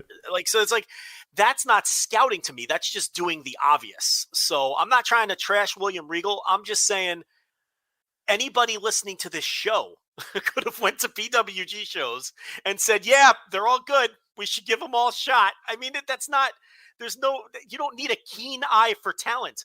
By the time you're in PWG, you're ready. It's an all-star show. These are people who are literally less than one step away anyway, and everybody knows that they're ready, and it's just a matter of time. So I don't know. I was never all that impressed with William Regal peeking around the curtain at PWG. Yeah, I know. Yeah, if he's going to New Texas shows, if he's going to the whatever barn you went to or whatever abandoned warehouse that you went to or whatever, then we're talking. It's him and 25 people watching, 19-year-olds that are still having, their first 50 matches or whatever, and he goes, wow, this person's got potential. Then we can talk. But yeah, peering through the curtain to see Ricochet and going, ooh, what a talent here, as he's, Ricochet, who's in the fucking Tokyo Dome 2 weeks prior, you know what I mean? Like winning tournaments and winning trophies and winning, best of the Super Juniors, and going, you know what? I think this Kevin Steen guy's got something. Yeah, utterly scoop ridiculous. Him up. But obviously a great mind for wrestling and all that. All the cliches apply to William Regal, and clearly a useful person. And he could be on camera as well. I mean, he's great on camera. So it's a lot of interesting names there, but I think it might be the end of the road for a lot of them, just because there's no other place that is structured like WWE is. And then they fire everybody over the last season. Then they hire Petey Williams like the same day. Yeah, that's got to be weird. Petey's walking in as all these other people are walking out. Like, what? Like, what are they doing? Like I don't. Yeah. Dave Kapoor and Scott Armstrong are carrying their boxes out as Petey Williams comes in. It's very strange. Yeah. Well, and I'm going to tell you what it's Jeremy Borash. You have to think that he's. Yeah. Oh yeah. The show looks NXT 2.0 looks like a Borash show. I'll tell you that. Yeah, and this is now look. During this podcast, Jeremy Borash might get. Yeah, we'll refresh to make sure, but like you said, when you look at NXT 2.0. When you look at the style of comedy, when you look at the style of the way the show is structured, and you look at Petey Williams coming in the front door when all the Triple H cronies are going out the back door with a box of their belongings, I mean, it makes you think that Borash has sort of climbed the chart a bit to some extent. That's just me connecting dots. I don't know anything. For all I know, Jeremy Borash and Petey Williams fucking hate each other and have fucked each other's wives. I don't know. But but there's some natural dots to be connected there, don't you think? I mean, that's what I was thinking. Well, they're hiring someone in the middle of a firing purge. I mean, it's bizarre. It's strange. So I don't know, but now the change of vision is complete, and what's funny though is and maybe we could transition to this, the NXT New Year's Evil show on Tuesday. That fucking thing resembled a takeover. I mean, work rate heavy matches, and maybe it wasn't as good as a takeover. But, I mean, if it didn't have the splash paint and the 2.0 at the end of it, this was no different structure-wise and presentation-wise than an old school takeover, at least the television version at minimum. So, the more things change, but it's like, it's the same thing. We will not truly know if this change in philosophy is a real thing, and whether there's synergy until people start getting called up and we see how they use Yeah, them. and until Braun Breaker makes his debut at the Royal Rumble or at WrestleMania, that to me, that's the first true test, is to see, is it truly, because if they bring a guy up from NXT 2.0, whoever it is, or bring a woman up from NXT 2.0 and push them and make them into something and make them into a thing, and it's a sustained push or whatever, then we'll know. But yeah, if it's the same old shit that, you bring up, Walter, and then Walter's in, undercard tag matches and comedy things in backstage on Raw or whatever, then completely repackaged, new name, new gimmick, all that sort of stuff, then we'll know. Or Braun Breaker comes up and they hate everything about him and they change his gear and change his style, all that sort of stuff, we'll know. But yeah, if they bring up Braun Breaker and he's an unstoppable monster, that wrestles the way he does still, like then we'll know, okay, yeah, they have actually changed this. But we haven't gotten there yet. We haven't gotten to that point yet where you can really, I mean, you have, Waller showing up on Raw and stuff, so it seems to have a little bit more, but that was they were that was again, people bring that up, but that's extenuating circumstances. Why they had literally nobody, they needed it for COVID, and they also wanted to have AJ on NXT 2.0 or whatever. But I don't know. I don't know what the future holds, but that will be interesting. The first test case was Hit Row, and that did not go well. Did not go great. No. Now that could have been Top Dollar's attitude issues, and then them just saying, "Well, you know what? Fuck it. Just this was the guy we wanted to make. So since we don't really like the other three anyway, then what's the point of keeping any of them?" Mm-hmm. And that very much could have been what that was. But that wasn't a very good first test case. And that's why I am not completely sold, and how can you be, on your Cora Jades and your Braun Breakers and your Von Wagners or whoever else. Did you see Von Wagner's promos this week on TV? I did not, no. Hilariously bad. I am a Von Wagner guy now because he is I don't know what they see in Von Wagner, but I hope he lasts on TV as long as possible because, man, that guy just ain't it. And they are just force-feeding him on the TV. The New Year's Evil show, Rich. How much of this did you see? I saw a little bit of the Carmelo Hayes, Roderick Strong. There was so much other wrestling going on this week that I did not catch all of it. I caught a little bit of that match. Looked like a lot of fun. And that is all I caught, unfortunately, of it. I was hoping to plan to catch up and all that sort of stuff, but Joe, I watched Noah instead of NXT 2.0 New Year's Evil, so you're going to have to do the heavy lifting, unfortunately, on it. So yeah, it wasn't that bad. I mean, Hayes and Roderick Strong. The one thing I'll say about the show poor is Roddy, man. They took Hideki from him. Thatcher's gone. Danny Burch. It's just Roddy. Just there forever. Just sitting there. Yeah. Hey, Roderick, we got a new guy. Can you teach him? And he's just like, God damn it. You know what I mean? Like, there's just some new ex, college football player. They go, hey, Roddy, can we have you for a second? God damn Did they fire his wife, too? Yeah, right. Yes. Yeah. Right. They fired Carino's wife. Man, that's got to be a rough. God damn. I think that sister. That's what I meant. They just hired her like a month or two ago. She moved her family across the country, got her kids into a new school system and all that sort of stuff. Gone. Bye. Yeah. Hit the bricks. Yeah. Insane. We had the room in the budget a month ago, but we don't have room in the budget now. We don't. You got to go. Your kids, well, I don't know. Figure it out. Yeah. Tough shit. Hope you like Winter Park, Florida. So too bad. Yeah. Not our problem. How long's that lease? Right. I know. God. I think about that all the time. I get stressed out about Kathy Carino's lease. You know what I mean? Her condo lease and her apartment lease or whatever. I get nervous about. I think about that when you get fired. Is fuck. But you know what? These people, every time, they're always just like, well, thank you for the opportunity for my dream job. What? Yeah, I know. These dorks. Taya Valkyrie's the only one I respect. She's like, fuck this shit. I moved. I just moved my entire life over to you, and you guys fired me. Fuck you. Go to hell. Yeah. Yeah. It's unbelievable. They still bow at the fucking. I know. And if they ever got the call again, they'd go back there in a minute. In a minute. Samoa Joe is fired twice in 9 months. Another one. Yeah. I guess we didn't. Do we want to talk about Joe? I don't know. We did the Joe thing 9 months ago. I don't know. I don't really honestly care that much about Samoa Joe. I don't know what he wants. If he wants to wrestle, then obviously he had a chance 9 months ago to wrestle, and he didn't. He did, and he chose not to, and he talked shit. Which I don't care. You chose one job over the other, and you want to talk shit. That's cool. I don't have a problem with that. But the people that you're talking shit about might have a problem with that. When he talked about the whole I think the Forbidden Door is a mistake. I don't see what you gain from that and all that sort of thing. And as we know, Tony Khan can be a very spiteful guy. Mm-hmm. I think that's a safe thing to say. Yes. There's been some situations lately that have played out that have shown that, so I mean, you have to think, you have to wonder, okay? Big Swole gives her side and says why she exited, and Tony Khan an hour later, very swiftly, gave his side of why they were separated.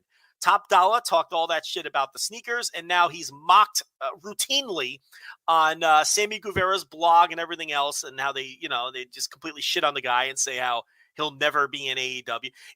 There's an element in that company where if you cross us, but here's the thing. Well, and in a lot of cases now, they're in a power position as well. You need them more than they need you at this point. Correct. They don't need Samoa Joe. You know what I mean? Like especially if you're Samoa Joe or Top Dollar of all people. Like, right. And that's not anything against Samoa Joe. It's just we're talking about 2021 Samoa Joe. Like I just don't know that I'm that excited. And there are people that I think still would be like really into like Samoa Joe coming into AEW. I just don't know. I can't get myself excited about it because I just don't know that he's as, very good anymore in the ring. And that's fine. Like his body is broken down after years and years and years and years. But like also I just, he had a chance and he didn't take it. So I don't know that now he's going to have that chance. And I'm not going to get myself excited about it because like you said, there's also the element of, he didn't take it, then talk shit, and now he's like, "Hey, how you doing, guys?" And it's like they might just say, "Nah, we're good, man." We also don't even know if it was offered. True. Yeah. Maybe he went back because it was his only option. We don't know. I mean, we all assume, but maybe there was never an offer. Right. Yeah, that's true. Yeah. If CM Punk walks in Tony's office and says, "Hey, I would like to bring Joe in and do a program with him," I mean, then everything might change. I don't know. Or maybe Tony Khan is now thinking, because again, we don't know what was offered, if anything was offered at all, or who knows. But, and I don't even know if Joe wants to wrestle. Who knows if he even wants to wrestle? Maybe that whole weird thing where he got stripped of the title and everything was because he was like, I don't want to do this anymore. And we're changing gears anyway. I'd rather just have my comfortable office position. I mean, because he's a bigger guy and there's a lot of wear and tear on the body. So I don't know how to break down Joe. I don't know. I don't know what he wants. So that's why it's hard to do. But New Year's Evil, I will say that crowd in that building, it was red hot for this, and they're starting to develop that same kind of feel that that they had in Full Sail, where the crowd really helps everything. The people on the show are starting to get over. And the crowd is red hot for everything, and it makes everything feel better than it is. Like the Carmelo Hayes Roderick Strong match was a good match, but the crowd really it's the perfect example of a match where if you watch it with the sound off, you'd come away saying, "That's a pretty good match." You watch it with the sound on, and you might be putting it in your notebook. I mean, the crowd really lifts everything on these shows. And Hayes won. They merged the titles and everything. So I don't know if.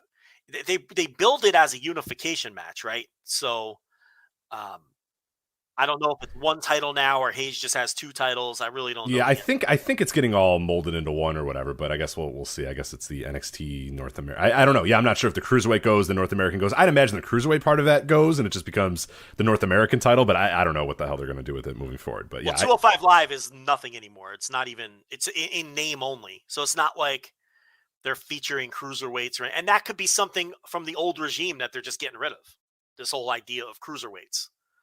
So I'm with you. I think they're probably just he'll come out with a singular title next year. I don't know if it's going to be even those two names. It might just be a brand new name or something like that. Who knows? But yeah, I think it's a single title, mostly designed to get the cruiserweight title out of there.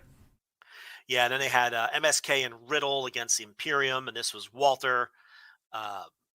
Slightly slimmed down Walt. People are making it out like he's Sal Rinauro or Tony Mamaluke. I mean, he's still a big, thick guy. That was the best example of a skinny wrestler. I was going to say, I was waiting to see what skinny wrestler came 25 up years ago. You bring up Tony Mamaluke. Tony Mamaluke. Jeez. Is he even that skinny? I'm trying to think if Tony Mamaluke's even that skinny. Remember he took that famous bump in ROH where his body went through the guardrail spigots. Like he was so slim that he went through. Do you remember that bump or no? I don't know if I remember that bump. No. Yeah, he took a bump outside the ring, and his body was so slim that he fit through the guardrail. Like, you know, Okay. like, yeah. Those things are like 5 inches apart. But yeah, that was my example. How many people listening to this even know who Tony Mamaluke are? Like, we're always amazed when we go to the Discord and people are like, I've never seen this guy, I've never seen that guy. Like, there's a very small percentage that know Tony Mamaluke, right? You know, I could have just said Zack Sabre Jr., but why would I want to be contemporary in my references? Right? When did he retire? When's the last time Tony Mamaluke all over me for Tony Mamaluke? 2007 he was released from his WWE contract. He showed up on a TNA ECW reunion show, Hardcore Justice. That was in 2010, but other than that, it's been... I ordered that show. Yeah, Joe, there was a lot. People are also probably didn't live through like the 20,000 ECW reunion shows, and each one of them drew for like... Yeah. It wasn't until maybe 7 years ago that those stopped drawing. Like the EC, everybody did one. There was be one on a weekend of another one. Like they would piggyback ECW nostalgia shows off of one another. Yeah. Like One Night Stand happened, but then the Hardcore Reunion or whatever. What was the name of the one that Shane Douglas did? Hardcore Forever, Hardcore. Something like that. Like there was so much interest in it that even though there was going to be a One Night Stand, like a big ECW reunion show on Sunday, somebody would piggyback on it on Saturday with another ECW nostalgia show and sell like 7,000 tickets to it. Well, maybe not 7,000 tickets, but pump the brakes. But yeah, they would. And then TNA decided in 2010, fuck it, let's do ECW nostalgia again. Justice, so. Yeah. They did multiple of them. They did a bunch of the Hardcore Justices too. So yeah, for a company that closed a decade earlier. But clearly, and here you are making ECW nostalgia references. So yeah, and Tommy Dreamer has extended his career by 20 years by being the ECW guy. That isn't dead and can still reasonably move. So, MSK and Riddle versus Imperium. Imperium is so great, and they stand out on this because it's like, why? This is like old school NXT. We're like, why are these people why aren't they on one of the real shows? This was good too. I mean, this was a pretty good show. This was high energy. You look at it on paper, and that's exactly how it delivered. So, and Walter looked great as he always does.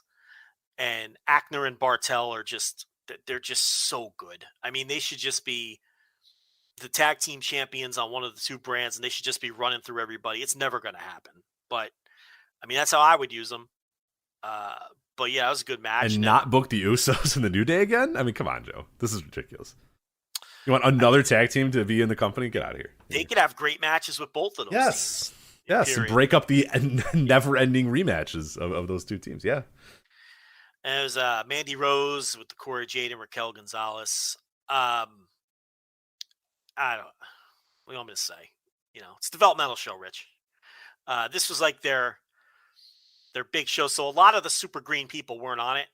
But I don't know. This was nothing. Much like the previous match, exactly what you think it's going to be on paper. And then Braun Breaker, Tommaso Ciampa, which I thought this was the best that Braun Breaker has looked. I've heard that from a lot of people. I do want to check this match out because people that I do trust have said this is the best Breaker's been. Like he looked like a guy who belonged in this match.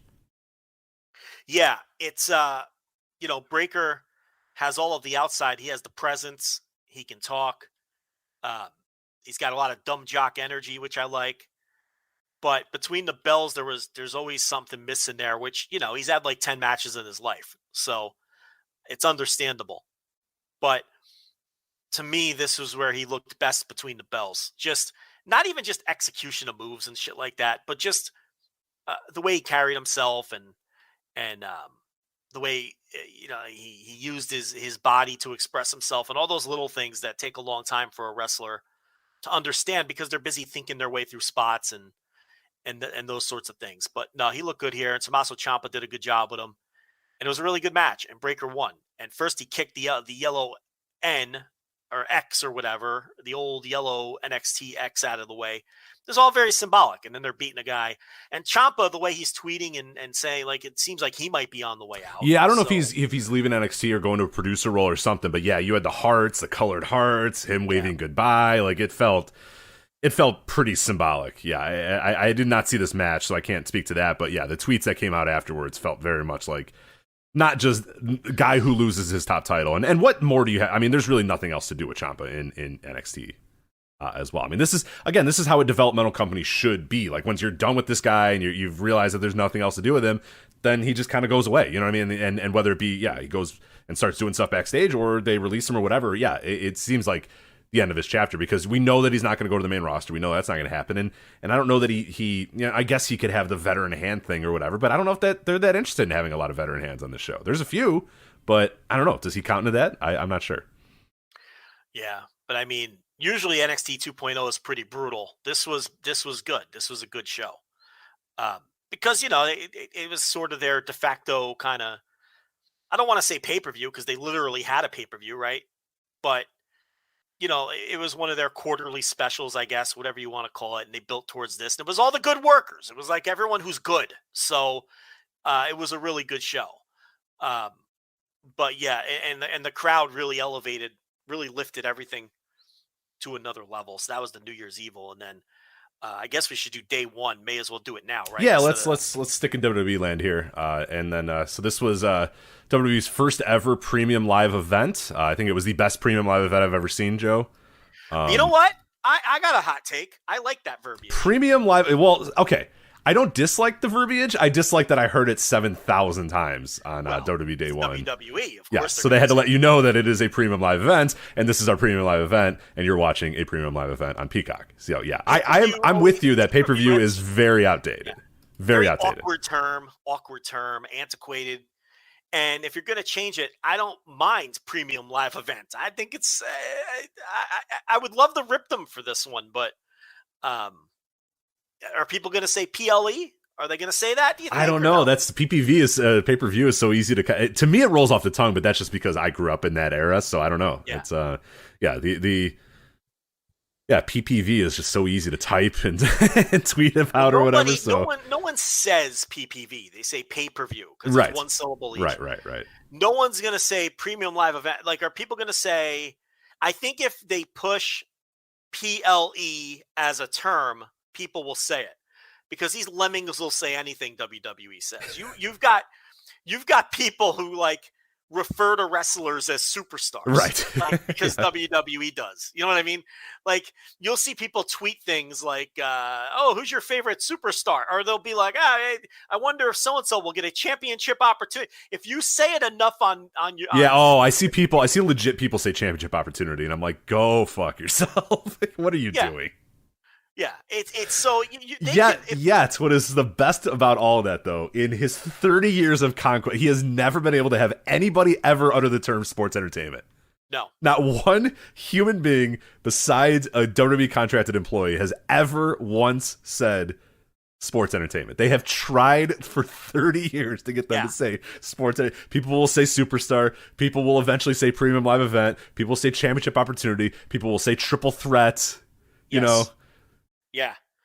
They will never say sports. They have tried so hard. The only thing Vince McMahon would he might die if somebody just said sports entertainment, he might die peacefully. You know what I mean? Like, he might just say, okay, today is the day, Lord, please take me, because somebody has finally said in a real conversation sports entertainment. But it's not going to be tomorrow. It's not going to be next week. I don't know when it's going to be. But I don't know. Will they ever do it? Will anybody ever, Joe, in a real conversation say sports entertainment? No. I don't think so either. No, just people in that company and people who are writing articles for like Forbes or something because that's what they say in the company. You know what I mean? Like, no wrestling fan is ever going to refer to it as that. They're always going to call it wrestling. That's going to be the one great failure of Vince. He's never getting that term over. That term's never getting over. The XFL and sports entertainment it'll just never ever work for Vince. Yeah, PLE might get over. I don't know, but see, I think they're going to say premium live events instead of PLE. Yeah, for sure. And see, I think if they say PLE, it'll get over, but they're not going to. And I don't think premium live events will get over because it's too wordy. I don't think people are going to say premium live event. I mean, they're going to keep saying pay-per-view, right? I don't know. But what did you think of this premium live event? Joe, this premium live event, as I said, the best premium live event I think I've ever seen. No, but WWE Day 1, it was fine. I don't know. It was okay. I mean, it's like, I don't know. I don't have any feelings about this company at all anymore. I don't get angry about them. I watch them and my eyes glaze over and I'm just like, when is it going to end? And then it's over. Rich. Someone in the chat said box-like structure again.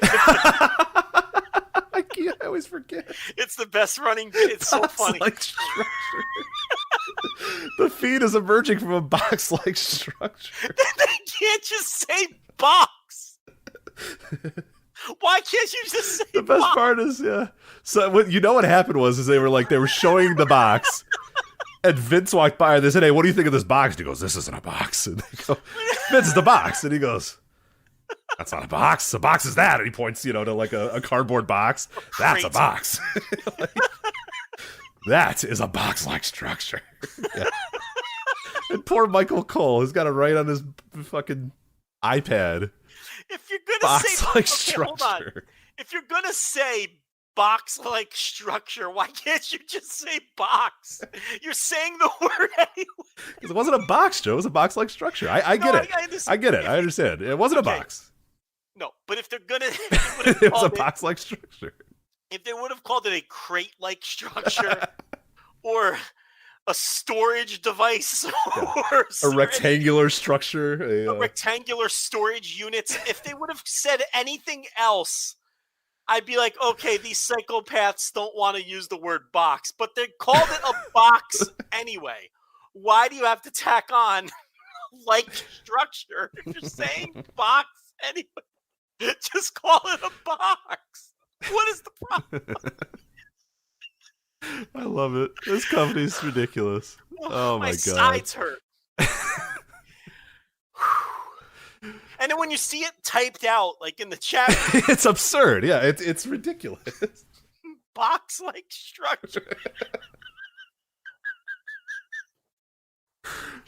It'll never not laugh. I mean, we're coming up on the year anniversary of the box-like structure. I just will never not. We just laughed about it last week too, like crying, and I'm crying again. My eyes are tearing at box-like structure.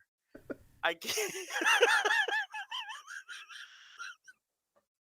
Oh god. Anyway, we better talk about this premium live event. Let's just start at the main event. WWE. How much longer is this show? We have in about 2 hours. About 2 hours. About 2 hours. Because I already pissed twice in an empty Coke Z bottle, empty Coke Z can while we were doing this, and now it's completely full. So I'm just trying to time out. Yeah, time it out. You got about an hour and 40 minutes. Hour 45. Like if I have to pee at some point, I'll know. Oh, okay, I can. Well, don't do it during the WWE Day 1 Premium Live Event review because that could go pretty quick. Hanging on that yeah, one. don't leave me hanging on that one. You could maybe. When we talk about Noah, maybe you can leave me hanging on that. But yeah, please don't leave me hanging on this Premium Live Event here. Anyway, WWE Day 1 main event, Fatal 5-Way. Obviously, a lot of things get changed last minute. Roman Reigns has COVID, even though they told everybody, please don't go anywhere. They took everybody off the house shows, and they said, don't test yourselves. And then Roman still was able to find his way into some COVID. So he is out. That match is out. They put Brock Lesnar in the Fatal 5-Way, and we talked about this on one of our instant reactions. Like the euphoria that came over me knowing the takes that are going to be there and the fact that I don't have to be involved in those takes anymore on Twitter. And I was like, oh, my man, I told you last week that Big E was losing this title to one of these dorks. When they put Brock in this match, I was like, oh, he is beating Big E so clearly in the middle of this ring, so easily. I thought maybe it would take 2 F5s, but I knew Brock goes in there, 8 minutes and 20 seconds, 1 F5, 1, 2, 3, Big E, you're out of the picture, pal. Thanks for playing. Thanks for coming. And we were right, as unfortunately usually we are right again. So we had a lot of weird people saying, "Oh, what a great run Big E had! What a monumental title run!" It's all he did was lose a bunch. He didn't do anything. All that happened was people stopped watching and he lost a lot. Like I don't know, Joe. I have higher expectations for what I thought Big E's initial title run was going to be, other than losing a lot and nobody watching. But to each their own, I guess. So I mean, before it happened, you mean? Yes. Yeah. Yeah. I mean.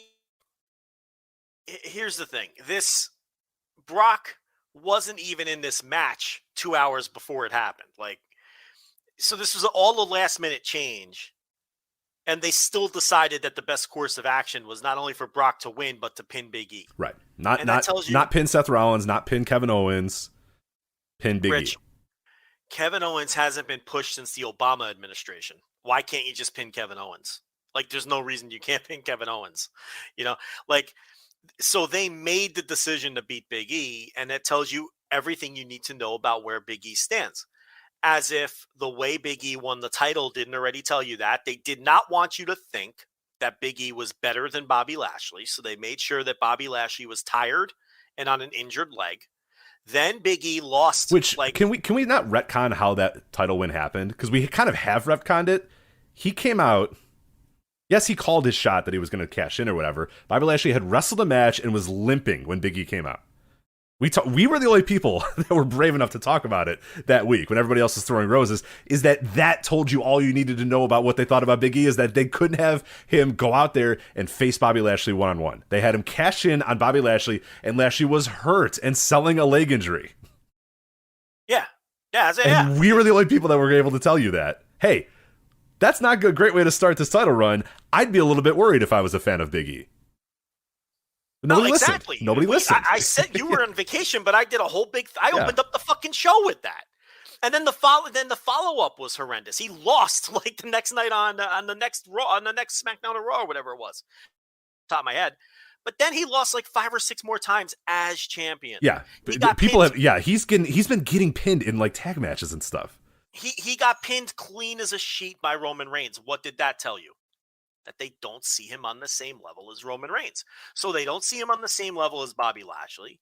They don't see him on the same level as Roman Reigns. And when they had a chance to tear up the script and were pressed and had to do something different on this pay-per-view, they told you that he's not on the same level as Brock Lesnar. In fact, they made sure that Brock Lesnar pinned him and not anybody else in the match. That's not how you treat somebody who you see as a star and who you want to protect. The bottom line with Big E is, regardless of the fact that they put the WWE World title on him, is that they never stopped viewing him as a mid-card wrestler. Yeah. He's an upper mid-card wrestler for sure, but that's how they view him. And I think some people have come around on this after they saw how his title reign played out and how bad it was, but there's still some people dragging their feet on it. There's still some people who might just not understand what a real babyface world championship run is supposed to look like when you believe in somebody, because WWE has always been booked this way and they just, they don't get it. And then there's other people who I just think I have to just assume are being disingenuous because there's no way you can think that this was a good title reign. I mean, he lost too many times. Here's how many times Big E should have lost during this title reign. 0. Oh, that's a hot take, Joe. Yeah, that's weird. Okay, 0. So you think that this world champion should win all of his matches?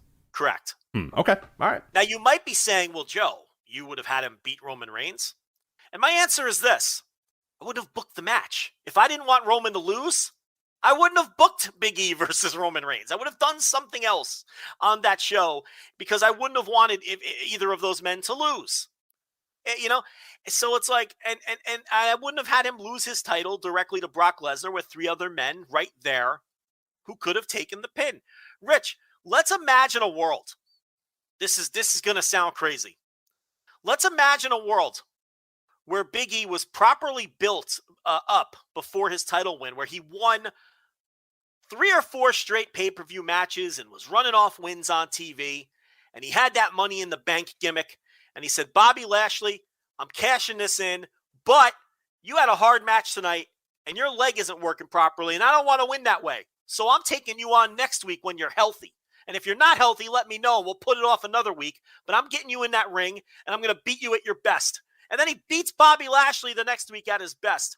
And then instead of losing a tag team match on the Raw the very next week to the bloodline of the Usos and Roman Reigns, the New Day lost to the bloodline like a couple weeks later. I don't know if it was it was the very next Raw, right? Because that was the one where they did, they opened it up with Roman Reigns and Bobby Lashley, right? And then they did a second match later on that night. Remember? Isn't that what it was? I think so, yeah. But yeah, either way. The point is, The very next week on Raw, after Big E won the title, he lost 2 matches. He lost 2 matches the next week. He lost the triple threat, and then they lost the 6-man main event. 7 days after he won the title from a man that was limping around on one leg. And people couldn't see that this wasn't going well. People couldn't see that they didn't believe in this guy as a real champion. I mean, they were telling you, without any hint of subtlety, that Roman Reigns was the real champion. This was a WWE World title reign that was the equivalent of an Intercontinental title run. And worse than the way the Intercontinental title was treated for 20 years until they ruined that one too. But imagine a world where he beats Bobby Lashley fair and square. And imagine a world where he wins his match the next week on Raw. Okay? And imagine a world where he wins all of his matches. And then they get to this day one show. And Roman Reigns catches COVID and they put Brock Lesnar into his match. Okay? And he beats Brock Lesnar. Now we're cooking with gas, and maybe this guy catches on. Maybe he doesn't. Maybe it doesn't work. Right. Or if you need to have the title go to Brock Lesnar, if you think that's what we got to do, we have to have the title go to Brock Lesnar. The great scenario to be at and would build for a future match and get people anticipated for a future match or whatever is Big E has been beating everybody, and then Brock pins Kevin Owens, like you said, and loses the title. Big E loses the title. And then you might have some, a little bit of a heel face where Big E can say, this is bullshit. Like, all I've been doing out here is winning. And now you put this guy in this match. He doesn't even pin me. I lose my title. On a moment's notice, you put Brock Lesnar in this match or whatever. There's a way to build that. If you truly have to get them, I'm with you that I would just have him beat Brock Lesnar because you need to create future stars because you don't have any stars. And when one person gets hurt and one guy gets COVID, you have no fucking idea what to do anymore. Like, yeah, the idea then would be, okay, then we could build to a future Big E versus Brock Lesnar match. And that, that would be the way that I would do that. Or I would just have him beat him. There's 2 scenarios that could play out. Yeah. The last scenario that would play out is have him win his title by nefarious means, lose every match in between then, and then get pinned by Brock Lesnar in 8 minutes. I wouldn't even have him beat Brock because Brock Roman is the match they're doing at WrestleMania, and so you want to protect that. But and I know everything got screwed up when Roman got COVID, but maybe Big E beats one of the other people in this match. And, Brock is protected. Big E is protected. But here's the thing, Rich, and here's the thing. Before Roman caught COVID, the plan was for Seth Rollins to beat Big E anyway. Exactly. Like I said that on last week. Like, it was a mortal lock to me that he was not winning this match. Yeah. So it's like that, again, tells you everything you need to know. Where now they had an opportunity. They're like, we're going to beat him anyway. And now they had an opportunity to have, Brock pinned. Here's the bottom line. Big E was either getting pinned by Seth Rollins or pinned by Brock Lesnar. It's just crazy how people can't see how this wasn't like designed to get him over and you can talk about his outside of the ring appearances until you're fucking out of breath. Nobody cares. I couldn't care less that he was on College Game Day for 5 minutes. Who cares? Why is that? It doesn't mean anything. Okay. That's not, so what? He showed up at a boxing event. What are we doing here? Also, they don't care because they just had him lose. So yeah. Obviously the company doesn't think that means anything either because they didn't believe in him and he lost to the real star. He faced 2 real stars on this run and he lost to them all 3 times. He lost to Roman twice and he lost to Brock Lesnar. That tells you all you need to know about what they thought of him. Yeah. And here's another clue of what they think of him. Brock Lesnar took his title and is moving on to Roman Reigns. Okay. And before he gets to Roman Reigns, he's got Bobby Lashley. Yep. He's got Bobby Lashley, not Big E. Because Bobby Lashley's ahead of Big E in the pecking order and always was. He can get behind Kofi Kingston in the we're deserved rematches line as well. Yeah. Kofi's still waiting on that one 3 years later, but that's what we're doing now. I mean, and it's like, and here's the best one I've seen. You're going to love this one. There's people who are like, oh, well, there's no shame in losing to Brock Lesnar because Brock Lesnar is Brock Lesnar and he's a huge star. That's the fucking point. That Big E isn't. Right, yes. That's the fucking point. No, there's no shame in it, but it also says that you're not a star. So that's telling me that even Big E is not on his level because You're telling me that it's not. You know what I mean? Like people are saying this, and I'm just slapping my forehead. I'm like, then you fucking agree with me then. Then we're all in agreement that Big E is not on Brock's level. This is what I'm saying. The goal here should be to get him to that level. Yes. I mean, fuck. And we've said that for 10 years now at this point. As long as this podcast exists, almost the entire time this podcast has existed, we've said that Big E is a guy that they should get behind. And they finally do begrudgingly give him the title, but we knew it. We knew it when we saw how that result was, and we knew it. All you had to do was watch the booking the week after and know that this thing was not going to last. Clearly they had, all right, we gave this guy the Money in the Bank briefcase, but it'll be a short-term little story. But when we need to go tell our stories and get to WrestleMania, this guy is going to be a complete non-factor in that. And he will absolutely be a non-factor in that. And that sucks, but, we're right. Again, like, we're idiots. We've been watching this shit for way longer than we should. Trust us when we say this stuff. You can see this stuff coming from a mile away. You and I know how that company operates. We know how Vince McMahon operates. We get it. Listen to us sometimes, We're pretty right about this company a lot of times. It's not that hard to figure them out. All you have to do is watch this shit your entire goddamn life, and you can figure out the patterns. I knew it immediately. But we knew it immediately. Immediately. And then it played out exactly how we thought. Exactly how it played. Exactly the same way we said it was going to play out. This is one of the worst title reigns they've ever had. In terms of this is Rey Mysterio level. This is the Vince is getting into the writers' room every single week and saying, "Hey, when's he going to lose? Hey, are he going to lose this week?" I mean, that's people would say that's what Vince would go in that room and say, "All right, how's Ray losing this week?" And they would have to every single week talk him off the ledge until eventually he lost. But yeah, it's that level. It's Jack Swagger. It's Rey Mysterio. It's right up there. He beat Drew at Crown Jewel. That's probably his best win. And then it's like TV wins over like. Kevin Owens. Yeah, let's look at this reign in totality. Austin here. Theory. Literally. Let me get singles matches, TV pay-per-views since he won the title. Well, I ran them all down. That's all. I think that's it. Yeah, so he beats Bobby Lashley in a steel cage. The week after he won the title. No. The week after he won the title, he lost twice on Raw. Well, I'm talking about this just singles matches. Oh, this is like a couple weeks after this. This is at the end of the month. He beats Bobby Lashley on the 27th. He beats him in a cage match. Then he goes to a no contest. Oh, that was the same. That was the same week. Same show. They did the no contest to open the show. Right. Okay. He beats Dolph Ziggler on Tribute to the Troops, which doesn't even. I mean, non-canon. Doesn't count. No one cares. Beats Drew McIntyre at Crown Jewel. It's a good win. Beats Kevin Owens on Raw. Kevin Owens a mid-carder. No one cares. Yeah. Beats Chad Gable.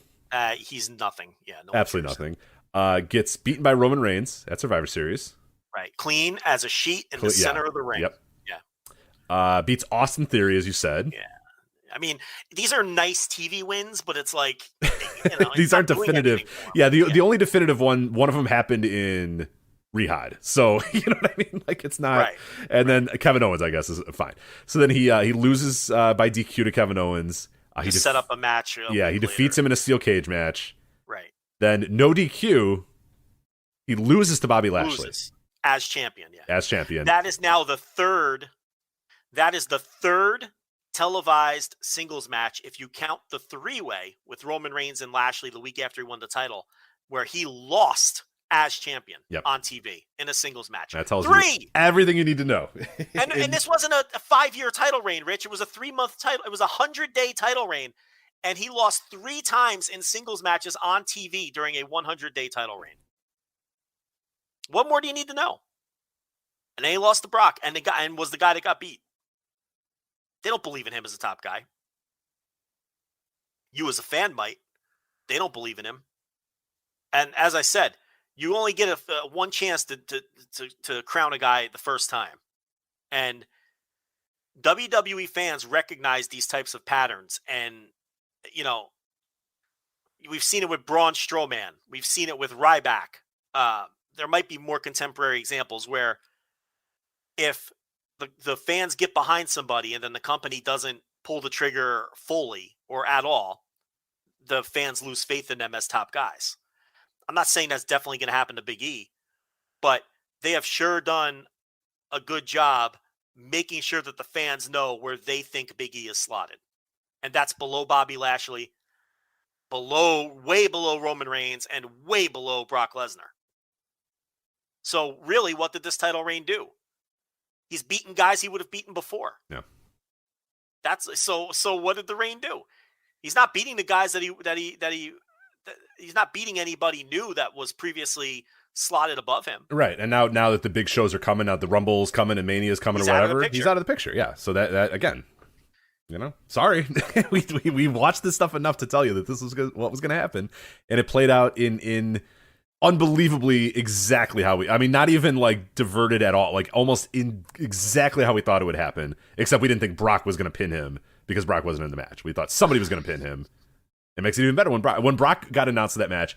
I would have put, and I should have went to my bookie. Talk about them in a minute. I should have went to my bookie and put all of my money on Big E losing or whatever scenario. I don't know if they updated it and put Brock in the odds or whatever. I mean, I would have bet the entire house on Brock pinning Big E in this match, and it's exactly what happened. So, yeah, not good. It's a shame. I did an intelligentsia and talked about the situation, and really, it's like I don't want to take a victory lap on this. It's just pathetic. That's just I mean, this is just something to listen. Remember this. I don't know. No one ever learns. I mean, there's already people saying, "Oh, well, how do we get him back in the title mix?" I think it's like, do you not learn? Do you not learn? All right, so at some point next year he wins this title again. They're just going to treat him like this again. So what's the deal? What's it matter? The fake title championship thing, like it doesn't matter. Everyone knows he wasn't the real champion. Roman was. Roman beat him twice. Clean in the middle the second time at Survivor Series. That's your real champion. He wasn't treated at that level. And then the people say, "Oh, well, he's not Roman." Yeah, that's the point. Why can't he be? And then it's like a circular thing. It's like, oh, well, of course. Well, he's not this guy. Well, yeah. Right. That's what I'm saying. I agree. Right. Yeah, exactly. And they have no interest in making him that guy. Now, it'd be different if he beat Roman and he won the three-way and he beat Bobby Lashley every time he wrestled him.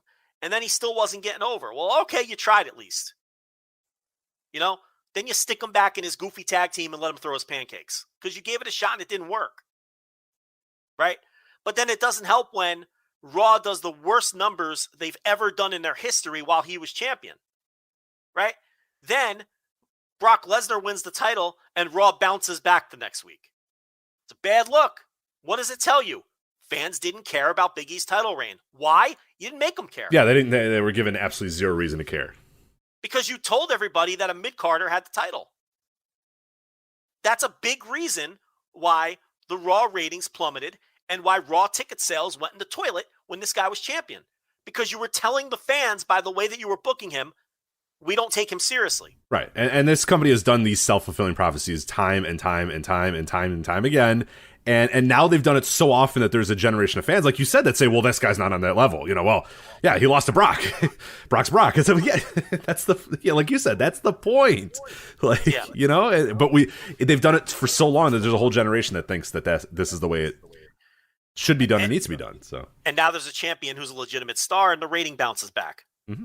Even with football there, Rich, crazy how that happened. Football, I always hear that football, you can't do anything about the football. Well, the rating bounced back against football. And all of the shows that Brock is announced for are pushing tickets. Yeah, like legit sellout this week at SmackDown. So now, granted, we have to put the caveat, I think it's a 6,000-seat building. Okay, but still, the tickets are all sold. And we don't know if they would have without Brock. Day one did very well because Brock was announced for the show. Brock and Roman. Okay? Brock and Roman's going to do well. We already see, because, here's what Brock should do. Okay, here's what they should do. They should book Brock, and if he's booked to beat Roman, and I don't know if he is, and he probably isn't, he should not only snatch that title, he should snatch that needle mover t-shirt right off his chest, too, because that's the real thing. Yeah, he should. Brock Lesnar's the needle mover. This is like when Cena came in, right? Yeah, it's an immediate, like, the company just feels bigger and more important once that guy comes into the picture. Yeah.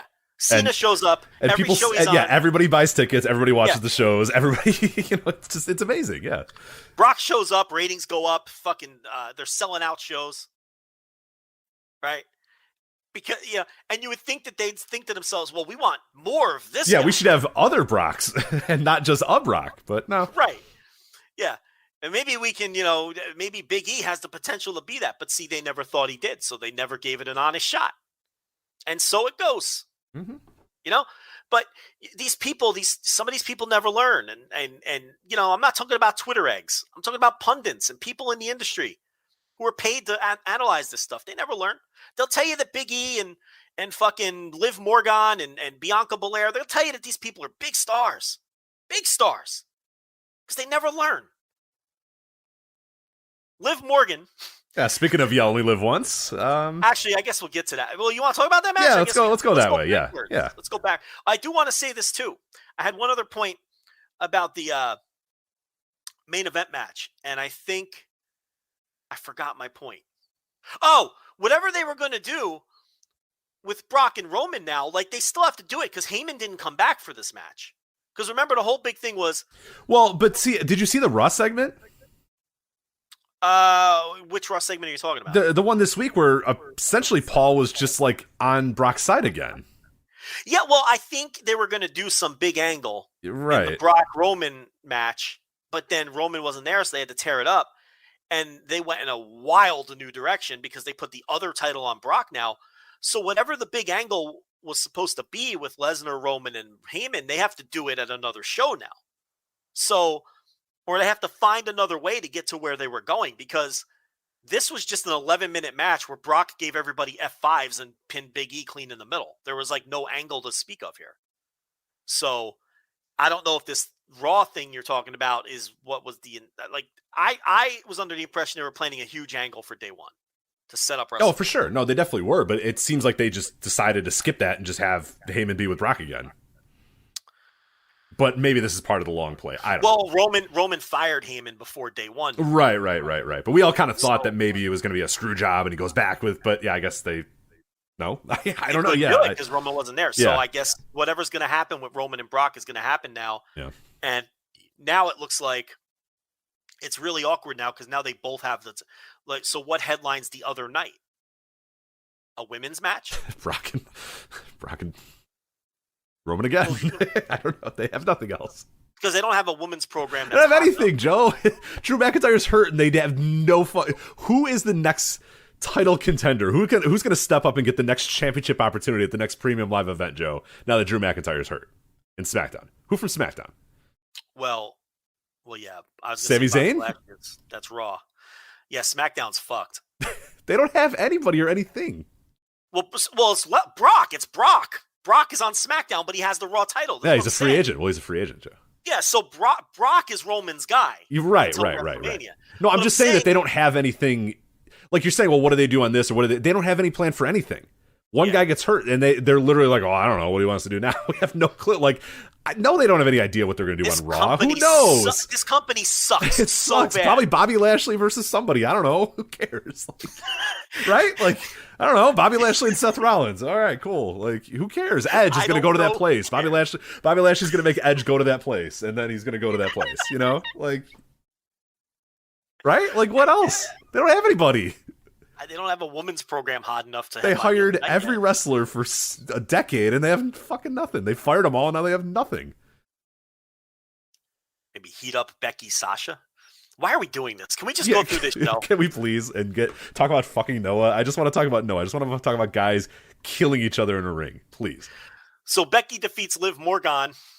And she was, with an attempted foot on the ropes, but didn't make her foot on the ropes, so they just pinned it. They just pinned her clean in the middle anyway. Yeah. So, but said that Becky tried to cheat though. So I mean, and then Liv looks like an even bigger geek because we knew she was losing. I mean, Let's be honest. And then she looks like a gigantic geek because Becky didn't even have to cheat to beat her. So that push is going well. Going great. Star in the making. You only live once. Yeah. New star. It's gonna be Big E, Liv Morgan, Bianca Belair, and Cora Jade taking us into the future. All the stars that they've made over the last month or so. Edge, he didn't have to go to that place for this one. But he defeats The Miz. Rich, I didn't see this match. What did you think of Edge versus The Miz? Yeah, I mean, it was exactly what you think a 20-minute Edge Miz match was. It's fine. It was perfectly fine. It way too emotionally wrought, you know what I mean? Just normal Edge pulling his hair stuff, normal Miz stuff. Like it's exactly the match that you would think it was. You do not have to go out of your way to watch this. It did feature, and I promise you, I will not. Yes, do not do this. It did feature another great production, WWE production thing. Did you see this? with Beth Phoenix? No, I watched the first 2 matches of this show, and then I ran out of time, so I skipped to the last 2 matches. I saw nothing of the middle 2 Okay, matches. so have you seen gifs of this or anything going around? No, I have not. Okay, so essentially, Beth Phoenix is out here to even the odds because Maurice and the Miz are are very they're cheating, they're doing all that sort of stuff. So what happens is Beth Phoenix comes out, they cut to her, but they weren't supposed to cut her, so she's just sitting there seething at the top of the ramp while the Miz and Maurice are double teaming or beating up Edge or whatever. She's seething at the top of the ramp. They cut to her. She's seething. She's not moving, and then her music hits, and then she runs down, even though she's already been out there and they've already showed her on camera. It is so cringy. It's perfect. It's company so stinks. good. Yeah, and she's got big giant hair now for some reason. I don't know why. This is total Rhea Ripley stopping to do the stomp before he saves her Yes, friends it is from so being that. down. Ugh. Yeah, she's sitting here going, and then her music plays, and then she walks down. You know what I mean? So that just gets like, unbelievable. And that's something I wish AEW would stop doing. Just have people run in without. I know the music is bad. I'm with you because it would separate you from. You should do nothing that WWE does because it would help. It would further help separate. Now, if you want to hit the music a few seconds after the person starts to run in, that's more plausible. But that, like Jericho run in a couple weeks ago on Dynamite where the music hits and then he runs out, and it's like, I don't know. I would want my company to feel way more organic than this kind of shit. RK Bro versus the Street Profits. That's the other match I did not see. I don't know. I love Rich trying to come up with WWE takes. I mean, I don't know. I watched this match. I have zero memory of it. I don't know. Randy Orton is serious. Riddle's a jokester. I honestly, I watched it and I have no recollection of this match whatsoever. So I guess we can move on. I would like Montez Ford to turn on Dawkins and just fucking he's great. Get a push. He's so good. Not going to happen though. Drew McIntyre defeats Madcap Moss. Now hold on, Rich. I know you're chomping at the bit. I like this match. I thought this match was pretty good. But I saw this one, so I can speak on this. Maybe I should let you go then, because to me, this was like, I don't know, any hour 2 Raw match. I mean, it was kind of hour 2 Raw, but I thought it was pretty decent. I thought Madcap Moss looked pretty good. I thought Drew looked pretty solid in this. We'll get to Drew in a bit, but no, I didn't think it overstayed its welcome. It was 10 minutes. Drew, Moss had a few spots here and there, and then Drew just beat him and put him in the middle of the ring. So, I mean, it wasn't great. It's not like a match. It's not going on my match of the year list. It's not going in the notebook, but I thought it was solid enough for 10 minutes. Yeah, but now Drew's hurt. Yeah, so this is so strange. So he wrestles this entire match, and then afterwards he gets attacked by backstage a couple matches later, he gets attacked by Madcap Moss and Happy Corbin, and then they beat him up and they Pillmanize his back or whatever, and then we hear all like, oh, Drew McIntyre's got like this horrific injury and he's gonna be gone for like a year. And it's like, well, what the hell? Like, he just wrestled this match like perfectly fine. If he's like near death and he needs to go away for a long time, like, why was he okay to wrestle this match? It was so strange when I thought it was some angle they were building up to, like, a Royal Rumble rematch or whatever, and then the news comes out, Drew McIntyre's out and he's gonna be gone for a long time, and it's like, oh, okay. Like, he seemed perfectly fine in this match. I mean, he went 10 minutes. Like, if my man is on the the brink of retirement, like, I don't know if he needs to win this match, maybe he can win in 2 minutes, or I don't know, you can have Madcap Moss beat him. I think if he's going away and he's hurt, that might be a better way to go about it. But very strange. It's like he beats him definitively, he has a decent enough match, and then gets beat up, and they're like, he's got to go away for a while. He's so hurt. He can't move anymore. He's got to go away. And it's like, oh, okay. I don't know. Yeah, I don't know. It's very Bizarre strange. Bizarre situation. Usos successfully defend their set of tag team titles against King Woods and Kofi Kingston. I can't believe they're going with this King thing. And Kofi Kingston. Look, these teams have wrestled a billion times, and they've had much better matches than this. This was a good match, but man, if it were not for the frenetic closing stretch, there was nothing to this. I thought that this was on the lower end of the matches that these two teams have had against each other, which is, I still thought it was a good match, but I wanted a little more out of this. Yeah, I'm with you. Like, I came in with pretty big expectations, and I think it was solid. Like, I thought it was pretty good. It's a good match. Yeah, it was. I mean, these guys, they're they're such good teams at this point, and they know each other. I mean, they've wrestled each other so many times that they know how to have a great match, and they had all the things that like a great match would, would have, and they did all the kickouts and all that sort of stuff. It just felt like pretty lifeless to me. It just nothing really clicked with me all that much, and I don't know. They've had better matches for sure, and they'll probably have better matches again. It was fine, like, but again, not anything that I would say you know, given the wrestling that was available to you this weekend, like, I don't think that anything on the show is really worth going out of your way to watch. Oh, definitely not. This was a fucking killer weekend. I mean, that's a pretty good transition, I guess. You want to do an ad read first? Let's do a little ad read here. Let's talk about our friends, Joe, at MyBookie, mybookie.ag. We've been telling you about it for a while. Promo code VOICE is going to get you instantly double your deposit. You put in $50. They'll put in $50. You put $500. They'll put $500. Up to $1,000. That promo code is VOICES at mybookie.ag to instantly double your first deposit. And there is plenty of stuff to be betting on, sports-wise, wrestling-wise. Royal Rumble coming up. They always take action on the Royal Rumble. A lot of action coming up on the Royal Rumble. Right now, you only have the mixed tag, but you'll get a lot of stuff in terms of who's going to win the men's Royal Rumble, who's going to win the women's, surprises. There's so much betting you can do on the Royal Rumble. So I always try to get involved in that one for sure, because there's prop bets and stuff. They really go all out with the Royal Rumble at mybookie.ag. But you have college basketball getting hot and heavy here. You got college football, the college football championship coming up on the 10th. So that's head to head with Raw next week. That's going to be a doozy of a rating there. But Georgia, Alabama, so you can jump in on that. Ton of other stuff. NBA, obviously going on. Playoff NFL coming up very, very soon here. When did the NFL playoffs start? 2 weeks? 3 weeks? 2 weeks. This 2 is weeks. week 18, and then okay. Playoffs after that. Yeah, so great stuff to bet on as well. Big time games coming up. All that available at mybookie.ag. Even, Joe, the Golden Globes.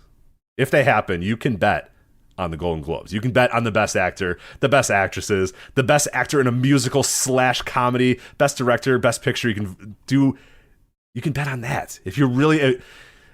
have you ever succumbed to betting on like award shows, or do you stick strictly to sports? I have not. I know people that do, though, and they clean up. There you go. You can get good information on that and really clean up on award shows. Oh, so we're like info. Like this guy's got an inside source, or he's just like not inside source, but like a good indication of who's going to win. Well, okay, it's like wrestling betting. Like we would be more up on, okay, we don't feel like this guy has to win this match or whatever. Whereas right, like somebody knows that the best foreign film, there's a heavy, strong favorite in the best foreign film. I don't know the difference between Drive My Car and A Hero, but somebody does out there. Yeah, like it's like people who follow the movie business very closely, you can find value in award betting and really clean up on it, is what I'm saying. Just like okay, so when Moxley wrestled Kojima on the AEW pay-per-view, someone like me or you knew that there's no chance in hell Moxley's ever going to lose that match. So I put my entire bankroll on that match when it happens. Yeah. Now the return wasn't great. Like it's kind of the same thing with award betting. Like me or you wouldn't know, oh, this best supporting actress, this is a setup. We all know that blah, blah is going to win. Like there's people who do know that, is what I'm saying, because they follow it very closely. Whereas me or you have no clue because we don't follow it closely. So that's kind of what I'm saying. There you go. Really clean up on it. Same way you can clean up on wrestling betting if you until they restrict you. until they randomly tell you can bet $20. Yeah. Until they flag your account and make you only bet certain amounts. But hey, anyway, mybookie.ag, promo code VOICES, double your first deposit. As we said, NFL playoffs coming up, NBA still going on, NCAA basketball, Golden Globes, Royal Rumble coming up very, very soon as well. So it's mybookie.ag, promo code VOICES, double your first deposit. Up to $1,000. Double your money, double your winnings. Bet anything, anytime, anywhere with MyBookie. MyBookie.ag, promo code VOICES. Again, and Joe, real quickly before we actually get into the meat of the show, the more of the Noah, the New Japan, all that sort of stuff, should we talk about the voiceofwrestling.com/Patreon or flagshippatreon.com? Because there is a lot up there this week that I think we should let the people know about. I just released the first episode of the Big Egg Scrambler. My Tokyo Dome, New Japan, January 4th randomizer. Took all the main events out of there, and I brought only undercard matches. I hit randomize, and there's some matches, Joe. There are some matches. The first match out of the gates was Don Fry versus Scott Norton. Just to let you know, and it's going to get even juicier as we go on. There's some good stuff. There's some really, really good matches, and there's some really bad matches on this list, too, and they're all going to be very, very fun to talk about. But yeah, out of the gates, Don Fry and Scott Norton. You can't ask for much more than that. No. I mean, that's the perfect one to come out of the gates with. Tremendous stuff. So you got that. Instant Reaction Lives, as we talked about, for Wrestle Kingdom 16, Night 1 and 2. That is there. So our extensive... How many total hours did we give people for the two? I think we gave 2 hours. I think just about 2 hours and 15 minutes, I think. We went a little long on both of those. So about 2 hours and 15 minutes for the total of Night 1 and Night 2 Instant Reaction Lives. Doing it immediately after the shows. I'm just getting up from work. Joe is just going to bed. All that is up there, though. But that is our extensive reviews of Wrestle Kingdom 16. Those can all be found at flagshippatreon.com, voicewrestling.com/Patreon, patreon.com/voicesofwrestling, however you want to do that. We got some really fun Wrestle Kingdom news and notes as well. The truth about the Shibata stipulation change. There's a lot of fake news out there, Joe, for lack of a better term. But we got the real news. Yeah, a lot of news and notes from the fallout of the first two Wrestle Kingdom shows. You'll find all, the whole background on the Shibata match changing into an actual match and what the real story is, direct from sources in the locker room, why Shima was there and how that came about. More on House of Torture and a little more too on the relationship between Noah and New Japan and what the original planned main event was. And actually, I'm doing a teaser for that, but I'm going to tell you anyway on this show in a couple minutes. But bunch of exclusive news there. We won't give the Shibata bit away. You gotta pay for that $5 tier. Yeah, you gotta do that. Thursday tier reviews. Your review of AEW Dynamite this week. Intelligentsia too. We were blessed with an Intelligentsia on the 3rd, covering the Big E thing, like you mentioned a little bit earlier. You alluded to that. Wrestling media still stinks. In case you were wondering, on January 3rd, the wrestling media did still stink. And you also talked about the TNT champions, Tony Khan's tweets, and some other good stuff as well. I did your 2022. Sorry, go ahead. Yeah. Talk about that show a little bit. As far as the Tony Khan tweet and the big swole stuff, we're not ducking that on the flagship. I already did it. So it's on the Intelligentsia, and you get a full take on that. Well reasoned as always, and 3 other topics on that as well, including just a fun topic ranking all of the TNT champions 1 through 5 of the 5 people who have held the title. In the wake of Cody defeating Sammy Guevara, and they're gonna have their rematch on Saturday. And I guess that's not even on our run sheet. Oh, yeah, I forgot to put that. But yeah, Battle of the Belts coming up this weekend. Battle of the Belts. So I talked about that a bit. I buried wrestling media a little more because I love doing that. The people love to hear it. Didn't get any better last week? No, unfortunately, they still are terrible. Damn. So there was that. But yeah, a new Intelligentsia as well. And then 2022 wrestling predictions as well. It's always a fun show to do. So we did it last year. So I was able to bring back, everybody sent me their predictions last year. I was able to go over predictions, see what people said out. Some people nailed it. There was a few predictions that absolutely nailed it. Joe Gagney, a host of the 5-Star Match Game on the Voice Wrestling Podcast Network, absolutely nailed NXT moving to Tuesdays, and nailed NXT just getting absolutely destroyed in the ratings by AEW. So he got that. Some other people were wildly off base, but there was some good stuff on there. So we did that. We recapped the 2021 predictions, and then I read everyone's 2022 predictions as well and gave quick little thoughts, little pithy thoughts about predictions and what I think might come true and what I think was pretty good. So that's a fun show to check out too. We'll have to keep an eye on that throughout the rest of the year as well, and bring it back at the end of or the beginning of 2023 when I see if anybody was right about their 2022 predictions. I already had people saying, damn it, I should have guessed that William Regal was going to get fired or whatever. So people get fired up about this. They like being right about these predictions. So we'll see what happens there. But yeah, plenty of other good stuff coming up this week as well. Big X Scrambler is going to continue on, and we'll have a bunch of great content as usual. So $5 it's ridiculous. It's dumb. Like constantly content behind the paywall. So yeah, we got a lot up there. But that is all going to be available. Patreon.com/voiceswrestling, voiceswrestling.com/Patreon, or as I said, flagship Patreon.com. $5 tier, $10 tier, even a $1 tier if you just want to try us out and see what we have to offer. But $5 gets you a lot of the audio. $10 gets you everything that we do live, every single thing, live flagships, instant reaction lives, replays of the instant reaction lives. All that stuff is up there at flagshippatreon.com. So there you go. All right, let's start here with what's going on this weekend with New Japan and Noah. We have the 3rd night of Wrestle Kingdom, even though it's not in the Tokyo Dome, and even though it's kind of not Wrestle Kingdom, but it's the 3rd night of Wrestle Kingdom. It's very clunky, but whatever. It's coming up this weekend. It is New Japan versus Noah, and it's got a double main event, Joe. Classic double main event here. We got double main event 2. Okada and Tanahashi teaming up against Keiji Muto and Kaito Kiyomiya.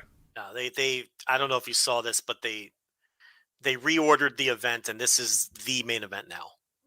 I went to the New Japan website, sir, and it says double main event 2 still. Well, this is closing the show. Yes, well, it's the second. By second main event, I mean it will be after the first main event. That's how they're labeling. Yes, okay. It is the second of the 2 main events, but it is the more important in that case of the double main events. Let me give people the story behind this. So this is part of what I reported behind the paywall today, and I've been on top of this from the jump. The original pitch for this, once singles matches were out the window, and at one point, singles matches were on the table. But the Noah side got cold feet on that for obvious reasons, okay? Because all of the, you don't have the high ground. So you're basically going to be at New Japan's mercy in that scenario. So we're getting tags instead, which was probably going to be the end result all along. But the original pitch for this main event was Okada, Tanahashi, and Kota Ibushi versus Keiji Muto, Kaito Kiyomiya, and Go Shiozaki. Ibushi didn't get cleared in time, so they took Shiozaki out of the match, and now you're getting this 2 versus 2 tag, which was originally advertised as the semi-main event, but the only reason it was, and we speculated about this here, was because at the time, Shingo was still IWGP champion. Right, so you don't want your champion in the semi-main or whatever. Disrespect them. Right. Yeah, right. It was like they knew all along that Shingo would be losing the title and all that. But at the time, they had to announce that match as the main event because they didn't want to disrespect Shingo. Because Shingo and Nakajima were both in that match, obviously. So it had to be billed as the main. So now to get out of that, they're doing this double main 1, double main 2, and the all-star tag is going on last. So that's the story behind that. It's a hell of a match, though. I'm pretty interested in seeing that one for sure. I mean, it's for whatever I think about Muto, that's a pretty cool spot to be in. For Kiyomiya, that's a huge spot, even though he's definitely taking a Rainmaker and getting pinned. But that's okay. And Okada and Tanahashi teaming up anytime they do that. That's going to feel big. That's going to be a really, really cool moment. So I can't wait for that. And I'm actually excited about a lot of this show. I mean, it's not as good as I probably wanted it to be and expected it to be, but these joint shows are always like, and people kind of twist themselves into knots thinking that joint shows are were ever really that good.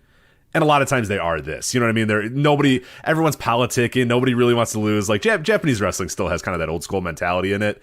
So you got to always have a guy that's going to take the fall. This guy can't face this guy. And there's so much involved in it that very rarely do you get, like occasionally you would get, a pretty cool main event or whatever. But usually it's a lot of just like, it's for the ambiance and stuff of seeing the two companies face each other in tag matches. Yeah, and I think they did a good job building it when the Noah guys marched out like fucking mafia members. Oh, yeah. No, I mean, my anticipation level, like, quadrupled, 10,000 times, when those guys came out in their track jackets and said, Kano saying, you guys need some help drawing because there's a bunch of empty seats out here. I was like, yes, let's go.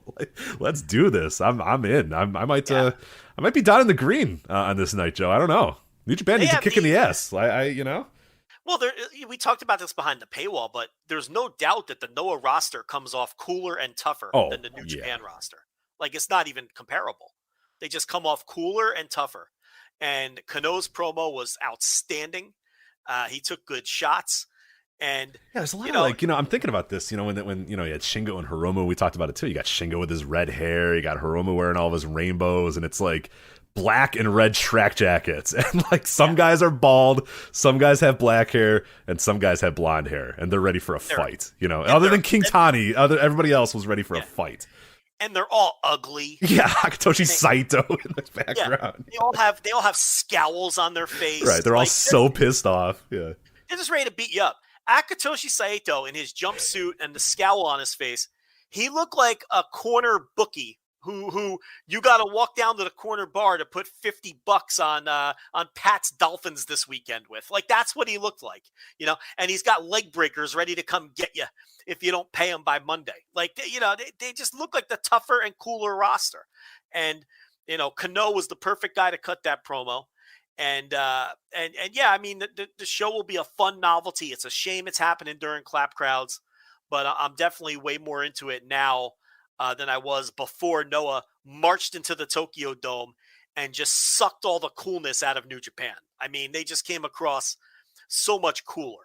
Yes, I agree. Yeah. We got the double main event 1, as we said. That's the LIJ match. You talked about that LIJ versus Congo I mean, I'm definitely looking forward to Shingo, facing off with Nakajima, Shingo versus Kano, Hiromu versus, some of it looks like a hell of a match, the LIJ versus Kongo. I mean, I don't know. I gotta tell you, in that match, what I'm looking forward to. I want to watch Kano just slap that stupid grin off Hiromu's face. I know. I don't want to say it, but I think Hiromu's gonna get in there and do his funny stuff, and I just want Kano to spin kick him and just knock his ass down. Yeah, Hiromu's such a goofball. I'm kind of tired of that guy, if I'm being honest. And I just want Kano to kick his head off the way he does Kiyomiya every other match. That's what I want to see out of that. And the stuff with Shingo and Nakajima is obviously going to be tremendous. They're going to pair off in that match without question. Yeah. I mean, Naito versus Kano and Nakajima. And there's a lot of stuff to love in that match. So, I'm into that one. Speaking of, I know you're not I know you're not a big Techers guy, but thankfully this isn't a Techers match. This is a great match to book. Whoever put this on pen and paper, I mean, good. It's Zack Sabre Jr. and Yoshinobu Kanemaru, so you get the grimier of the Suzuki Gun guys in there against Marufuji and our man Ogawa. I cannot wait to see Ogawa in there with that traitor Kanemaru, and he's going to stretch. We've seen him with Zack Sabre Jr. too back in those days. So those guys have had interactions before. I mean, this is a grimy match, and I'm so here for it. I don't mean to burst your bubble, but okay. So in a conversation with a Noah wrestler, that wrestler confirmed that there was a lot of trepidation from the Noah side. They didn't want Kanemaru and Ishimori on the show. But they ended up on the show, but the deal was they're not involved in matches with the people that hate them. Oh man, all right. And this came. But is that Ogawa playing? I think that's Ogawa. This came from a Noah wrestler. Now the wrestler did go on to say. Now here's the other thing. That wrestler also said he doesn't know the genesis of the heat because he was a Wrestle 1 guy at the time. So it's not, this guy might not have like the full complete story. Right. Well, I just assume that Ogawa hates everybody. So, well, here's the thing. From both the New Japan source and the Noah source, they both said that there was some question about these two guys being on the show. And then the Noah source came through with the additional information of, well, they made sure they were in matches where there wasn't going to be a problem. Okay. So, I don't know. And there's no problem with Kenta at all. I mean, Kenta wrestled on the Noah show. Yeah. He's good. It might be a problem now. I mean, I guess we'll get to that. Yeah. Oh God. Yeah. Hell yeah. There might be a problem now. So that kid stuck up for himself. Hell yeah. That was good. Awesome. Stuck up for himself. But yeah, that's kind of the deal there. And it's funny because the New Japan source a few weeks ago, and the Noah source from last week or whatever it was, they basically had all the same information. Like, I didn't get a lot of new stuff from the Noah guy other than the confirmation that the main event was supposed to be a 6-man and put together by Kendo Kashin, by the way. That was his idea for that 6-man. And the additional info on the former Noah guys who did end up on the show anyway. Here's who didn't end up on the show. Will Ospreay. Is that weird to you? Yeah, it is definitely a little weird. He called out Marufuji too. I know, but he wasn't on the show initially, and I was trying to figure out how they were going to book him on there, and we all kind of assumed that, hey, well, he didn't look like he was on there, and then he's not on there. So I don't know. Maybe they just rewarded him for doing the quarantine so he could come for Wrestle Kingdom, and then they said, all right, you can bounce now then if you want to go back. And I don't know. I don't know how it worked out, but a lot of people got nefarious with it. I don't think there's anything nefarious going on. I just think that they probably, I don't know. They just didn't. I don't know. Yeah, I don't have a good. There's speculation that they don't want that they don't want United Empire on the show because none of those guys are on the show for like kayfabe reasons because they're supposed to be a heel, but House of Torture's on the show. Yeah, right. So why wouldn't you keep them off? So I don't know what the deal is with that, especially since they had Ospreay call out Marufuji and Marufuji call out Ospreay or respond to him, and then they end up not even. Maybe when all the singles matches got scrapped and they knew they weren't doing Marufuji Ospreay anymore, they just switched it up. I don't know. So we got Evil and Dick Togo versus Shiozaki and Masa Kitamiya. Obviously Togo's there to get pins. What a waste of Go Shiozaki. I'm upset. After watching that match on New Year's Day, I'm very upset about this booking. Yeah, I mean, it's the backup plan. He was supposed to be in the main. It's like So, it's not like this was the first idea, but yeah, it's not great. And look, Noah's going to win some of these, and this is going to be one that they're winning for sure. They're not going to win the main event. I mean, Kiyomiya is going to get pinned in that main event. Oh, for sure. Yeah, he's eating a Rainmaker and a high five flow and getting pinned for sure. 1 week after Kano knocked him out again. Listen, people can defend this all they want, and people can say this is the Japanese booking style. And I understand all that. This man was a GHC champion already at one point, and I know he's only 25, but at some point, you have to acknowledge that you run the risk of fans no longer believing in him. You have to at least acknowledge that possibility. You can't continually disregard all of this. And yeah, maybe this, after he loses this match, which he's undoubtedly losing, okay, he runs off an amazing winning streak and gets back over and wins it. But you have to acknowledge that the possibility exists that this is all going to be that people could stop believing in this guy at some point. Yes. Yeah, I mean, because if you're going to point to history and say that Japanese pushes are like this sometimes, okay. But you also have to point to history and acknowledge that fans will lose faith in people if they never win either. And it's really risky. Anyway. Also, it's not 1990 anymore, which is another part of it too. So yeah, I mean, patience is less because people have access to everything. So you do have to approach things different. That's absolutely true as well. Taichi Minoru Suzuki and Taka Michinoku versus Takashi Sugiura, Kazushi Sakuraba, and Kenta. Kenta on the Noah side of this one. And yeah, crossing lines here. This is another one that Noah will win because Taka's on the other side. But will a New Japan wrestler score the pin? That's the big question. Yeah, interesting. So even when Noah wins, New Japan wins.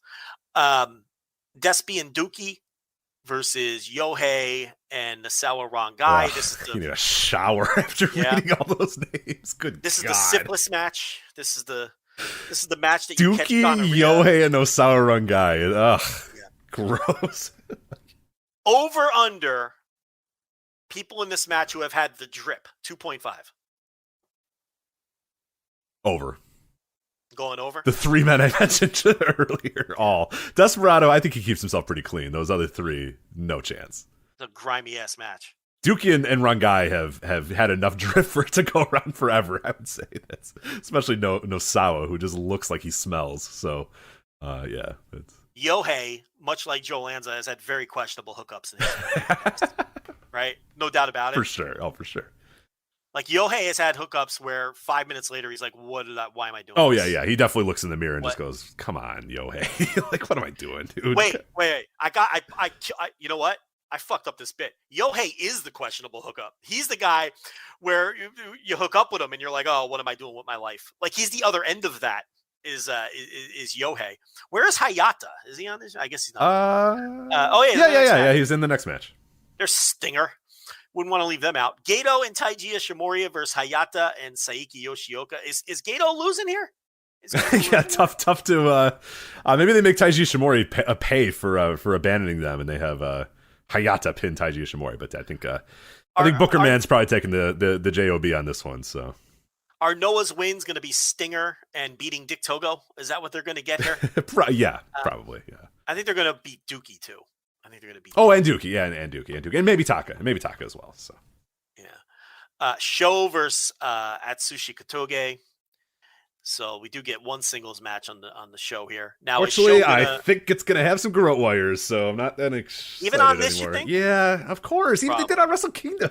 So of course, you're right. Yeah. Tomohiro Ishii, Hiroki Goto, Yoshihashi, Rusuke Taguchi, and Master Wato versus Daisuke Harada, Hajime Ohara, Daiki Inaba, Yoshiki Inamura, and Kinya Okada in the. Well, I don't know what we're going to do with all these guys. And the rest of the guys, yes. Yeah. And obviously New Japan's winning that one because there's, Kinya Okada's in that match. So there's people. Yeah, there's a lot of dudes to pin there. Yeah, there's a lot of guys. Goto can pin pretty much anybody on that other side. But yeah, for sure. Okada's going down. Yeah, for sure. Kickoff matches. We have Kosei Fujita versus Yasutaka Yano. So that's interesting there, the opener. And then I'm excited. You always ask, are you going to watch the pre-show? I'm definitely watching this match for sure. This sounds awesome. Oh, this one I'm about to say? Yeah. Yeah, Tenzan Kojima and Nagata versus the Funky Express. King Tani, Akatoshi Saito, and Muhammad Yone. So that will be a lot of fun. That'll be fun. Yeah, Funky Express has incredible theme music, and the third generation all coming together to beat some Noah ass. I'm in. I like it. Yeah, no doubt about it. Can I shut some dopes down regarding this? Sure, of course. What we do. That's this show, right? I want to talk about the Wrestle Kingdom attendance and some of the unfair. I mean, you know where I'm going with this. I do. Yes. I mean, yeah. How dumb the absurdity of COVID attendance analysis is ridiculous. And not even that. If you're going to analyze COVID attendance, which, by the way, what has been the policy of this show since COVID began? Don't talk about attendance because it's irrelevant and stupid and dumb. And impossible to analyze, yes. Right? But if you're going to do it, you have to be fair. And nobody, and I mean nobody, is being fair. This idea that night 2 of this year's Wrestle Kingdom was a bomb because it drew 6,379 fans compared to the 12,047 fans of night 1 is completely absurd and not based in any fair analysis whatsoever. Last year, the Double Dome COVID, night 1, 12,689. Okay, very comparable numbers, a little bit higher. And the second night, another a steep drop, 7,801. Okay, a difference of 4,883 fans. This year, the difference between the two shows was 5,668 fans. That's a difference of 785 fans between the 2 years, from night 1 and night 2 of each year. 785 fans, less than 1,000 fans. That's the difference. The drop was just a C. The year before, pre-COVID, night 1 drew 40,000, night 2 drew 30,000.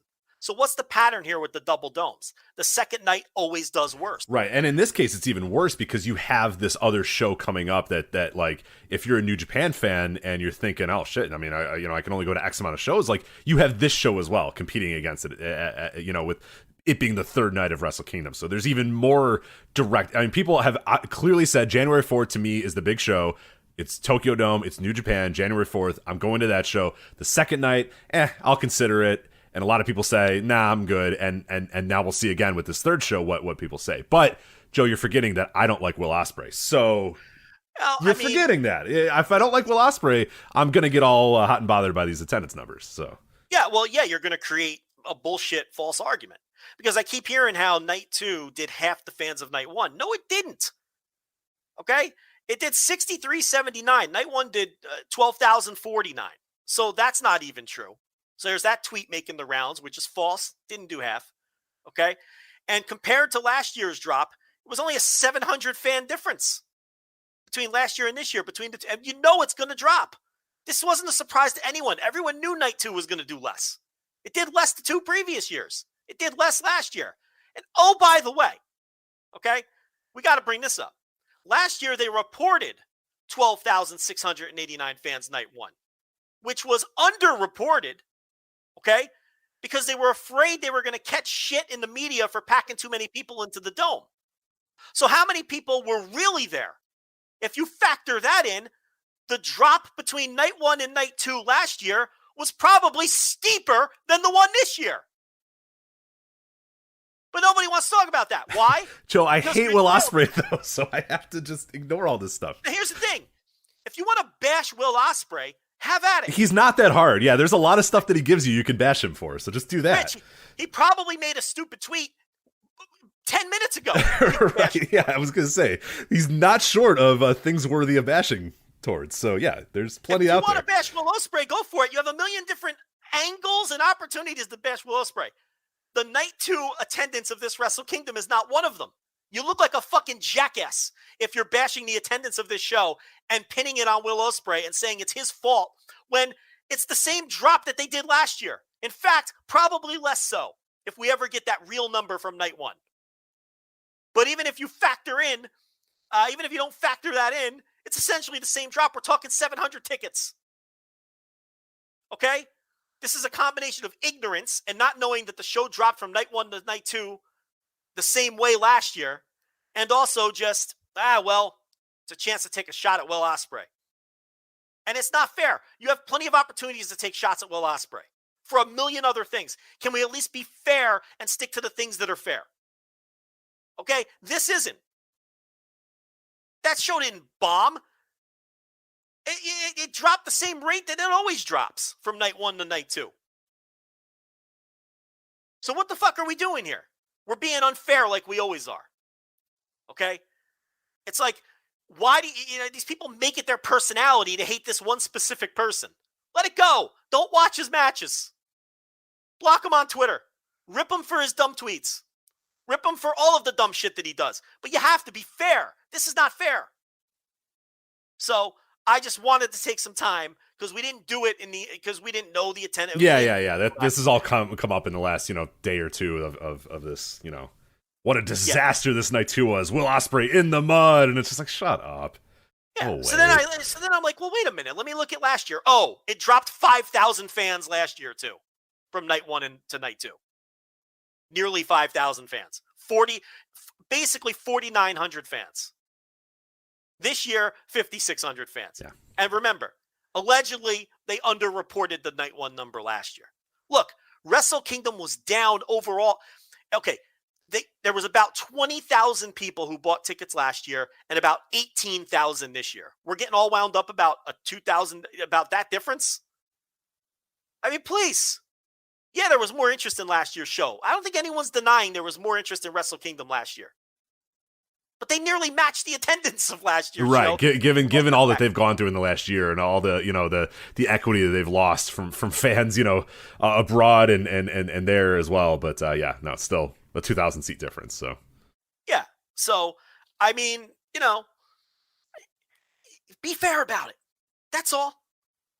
Again, this guy gives you a lot of opportunities to dunk on him. So maybe just wait 5 minutes for him to make a dumb tweet or something. You know what I mean? Like it's yeah.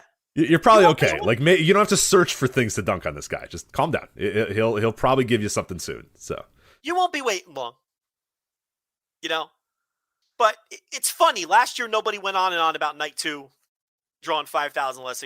I wonder what the difference was. I wonder. It's hard to see. Yeah. And nobody would have said a word about this either if Ospreay wasn't in the main event. So I just wanted to clarify. It's like I looked at the numbers. I'm like, what are we doing? Like we're just making shit up now?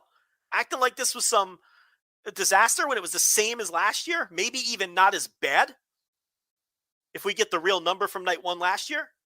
So whatever. It's,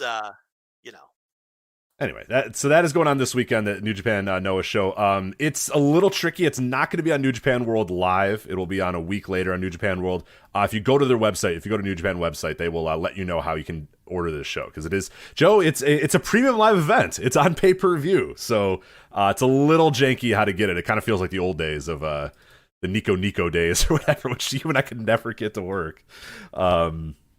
Or Ustream. Ustream, we were able to get to work. Ustream was good. Nico, we were not very good on. New Japan they were mostly on Ustream, though, I think, in those days. But it's a little complicated to get it going, but the New Japan website has that all up there. So if you really want to watch the show live, that is how you're going to do it. New Japan World will have it up a week later, though. So that's that. Do you want to transition right into Noah, since we're talking Noah? Yeah, sure. Let's do that. Noah now, yeah.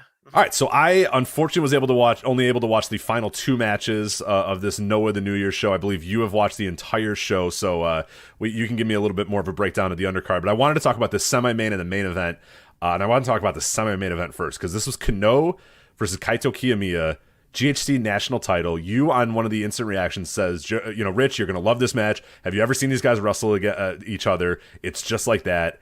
And I think you undersold it. This fucking rocked. This is right up there with Okada and Shingo on night 1, slightly behind Okada and Ospreay on night 2, which I went 5 stars on.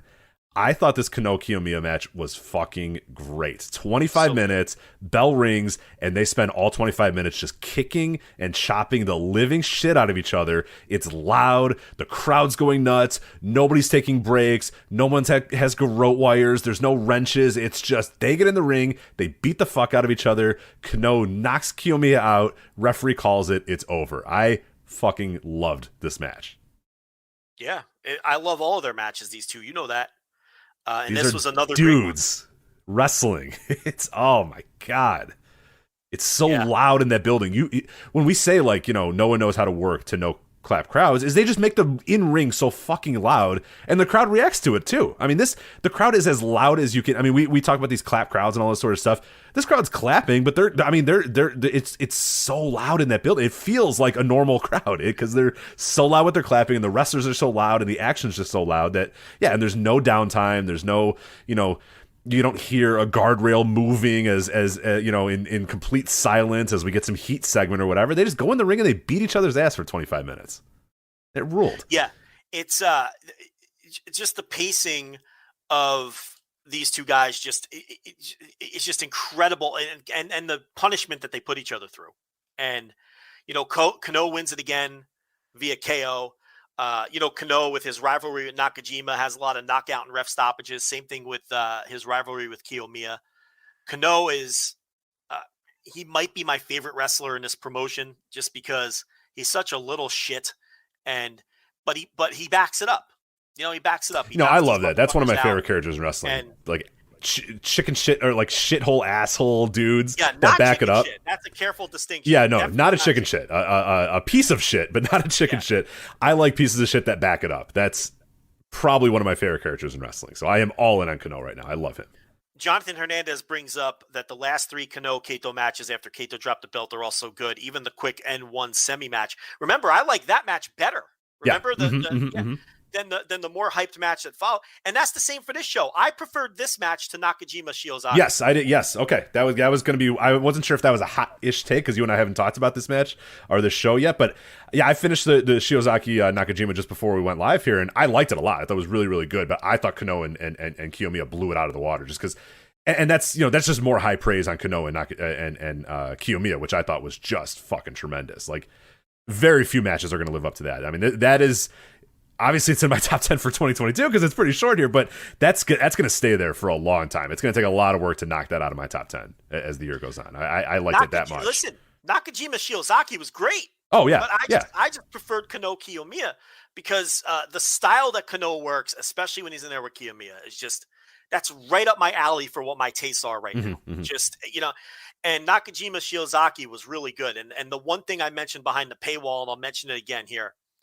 is when did you watch the video? Yes, yeah. You told me on one of the instant reactions to make sure I watched the video, so I did, and it was tremendous. It really got you into it, right? Production, yeah. Noah's productions has been very, very good over the last couple years, and it's all coming together now. I mean, over the last half of 2021 into 2022, not only their production on videos, the production, the way the video, like the shows look, the entranceway, the music, the English commentary. I mean, they're doing everything right now. This is in Budokan, and this show felt like a more expensive production than the Wrestle Kingdom. Yeah, shows. absolutely. Mm-hmm. It felt like a more splashy, expensive production than the Wrestle Kingdom shows. And that video with, the footage of Nakajima with Kensuke Sasaki and Go Shiozaki with Kenta Kobashi, both as young boys, and Shiozaki going through the injury and coming back for this. Oh man, if you can't get into that, you don't love pro wrestling. You don't love pro. If you can't get into that after you watch that, and it's nothing. Again, like we always say, it's so easy because it's just tell the real life story of these guys. That's it. Nobody had to run each other over with a car. Nobody had to steal each other's girlfriends. It's just, here's the story of these two men. Now they're going to face each other in the ring. Yeah. And it just so happens that they have tremendous, awesome stories, and they're unified in their mentors, and they're unified in coming up through this company or whatever. That's just extra gravy. But at the end of the day, you just tell their stories. And this one was just that good of a story that it was even better when it was all done to tell that story and go from there. But yeah, you go back to literally Go Shiozaki, learning about this company existing. Masawa saying, hey, if you want to be a pro wrestler, join Noah or whatever. And that's how he becomes this. He gets inspired to do it or whatever. It's just awesome. It's so fucking great. Yeah. And then of course Shiozaki loses because he's just coming back from the injury, and Nakajima defeats him, of course. And Shiozaki lost another match this week. I guess we'll get to that when we're done talking about this show. But yeah, just 2 great matches back to back. I think at this point, I generally enjoy Noah match for match more than I enjoy New Japan right now, up and down the card. Not that everything on Noah is a big hit, because it's not. Plenty of flaws there too. But it comes across as a tougher and cooler promotion than New Japan does right now. And it's because of the work of the people they have at the top of their card. Yeah, the match structures are just great too. I mean, Yeah. they're all action, big spots, big bombs. I mean, the Nakajima and Go Shiozaki. If you talk about bombs, I mean, fucking Shiozaki doing channeling their classic Noah there with a fucking belly to back, or a belly to back suplex off the ramp onto the floor. Just fucking insane stuff. And these dudes are just throwing bombs left and right. And it feels very much like, that was like the old Misawa spot off the ramp. Yeah, exactly. Yeah, exactly. That's exactly what they were trying to do there and channel that. And what the whole production of the company, it feels a lot like, classic, either it's All Japan or even classic New Japan, in the sense that, like, when you're watching a match, you're not quite sure when it's going to be over. Like, they're going to do all their stuff, but you don't know when it's, I mean, like, Kano and Kiyomiya was just over. You know what I mean? Kano just hit him and it was over. And Nakajima and Shiozaki, like, Nakajima just hit him in the ring and pinned him and it was over. And it was like, you didn't feel like they had to do 27,000 kickouts. They didn't have to, it wasn't clear, okay, this match is going to be over in the next minute or two. It just happens. And that's when wrestling was at its, the stuff that I really love about Japanese wrestling in the 90s and even into the early 2000s and stuff is it just felt like you were watching a simulated fight in some ways, but not too much on the simulated fight end, obviously, because sometimes when you get a little too far in that direction, then it tends into, a Nokiaism. But, like, it feels like just badass dudes getting in there, trying to figure out who's the best guy between the two. And realistically, you don't know when the match is going to get over, because you're not sure when one guy is just going to, his dominance is just going to be too much for the other guy to handle, and he's going to pin him and he's going to beat him. And it can happen in 10 minutes, it could happen in 20, it could happen in 30, but you know that it's not going to be 45 minutes and 17 kickouts every single time. Well, the big thing is you're not waiting around thinking, oh, well, this guy didn't do this sequence yet, so I know the right. Like, that sort of part of it is eliminated, from that aspect. But, two great matches. And the top of these Noah cards, when Muto is out of the picture, are just so fun and so good. The problem is when Muto is at the top of the cards, and he's not there right now. He's doing the tag team thing with Marufuji, but eventually he will. He's already talking about wanting the national title and all this. So, so enjoy it while it lasts until Muto gets back into the main event scene. But these Noah main events are just, they're hard hitting. They're different. They're no nonsense.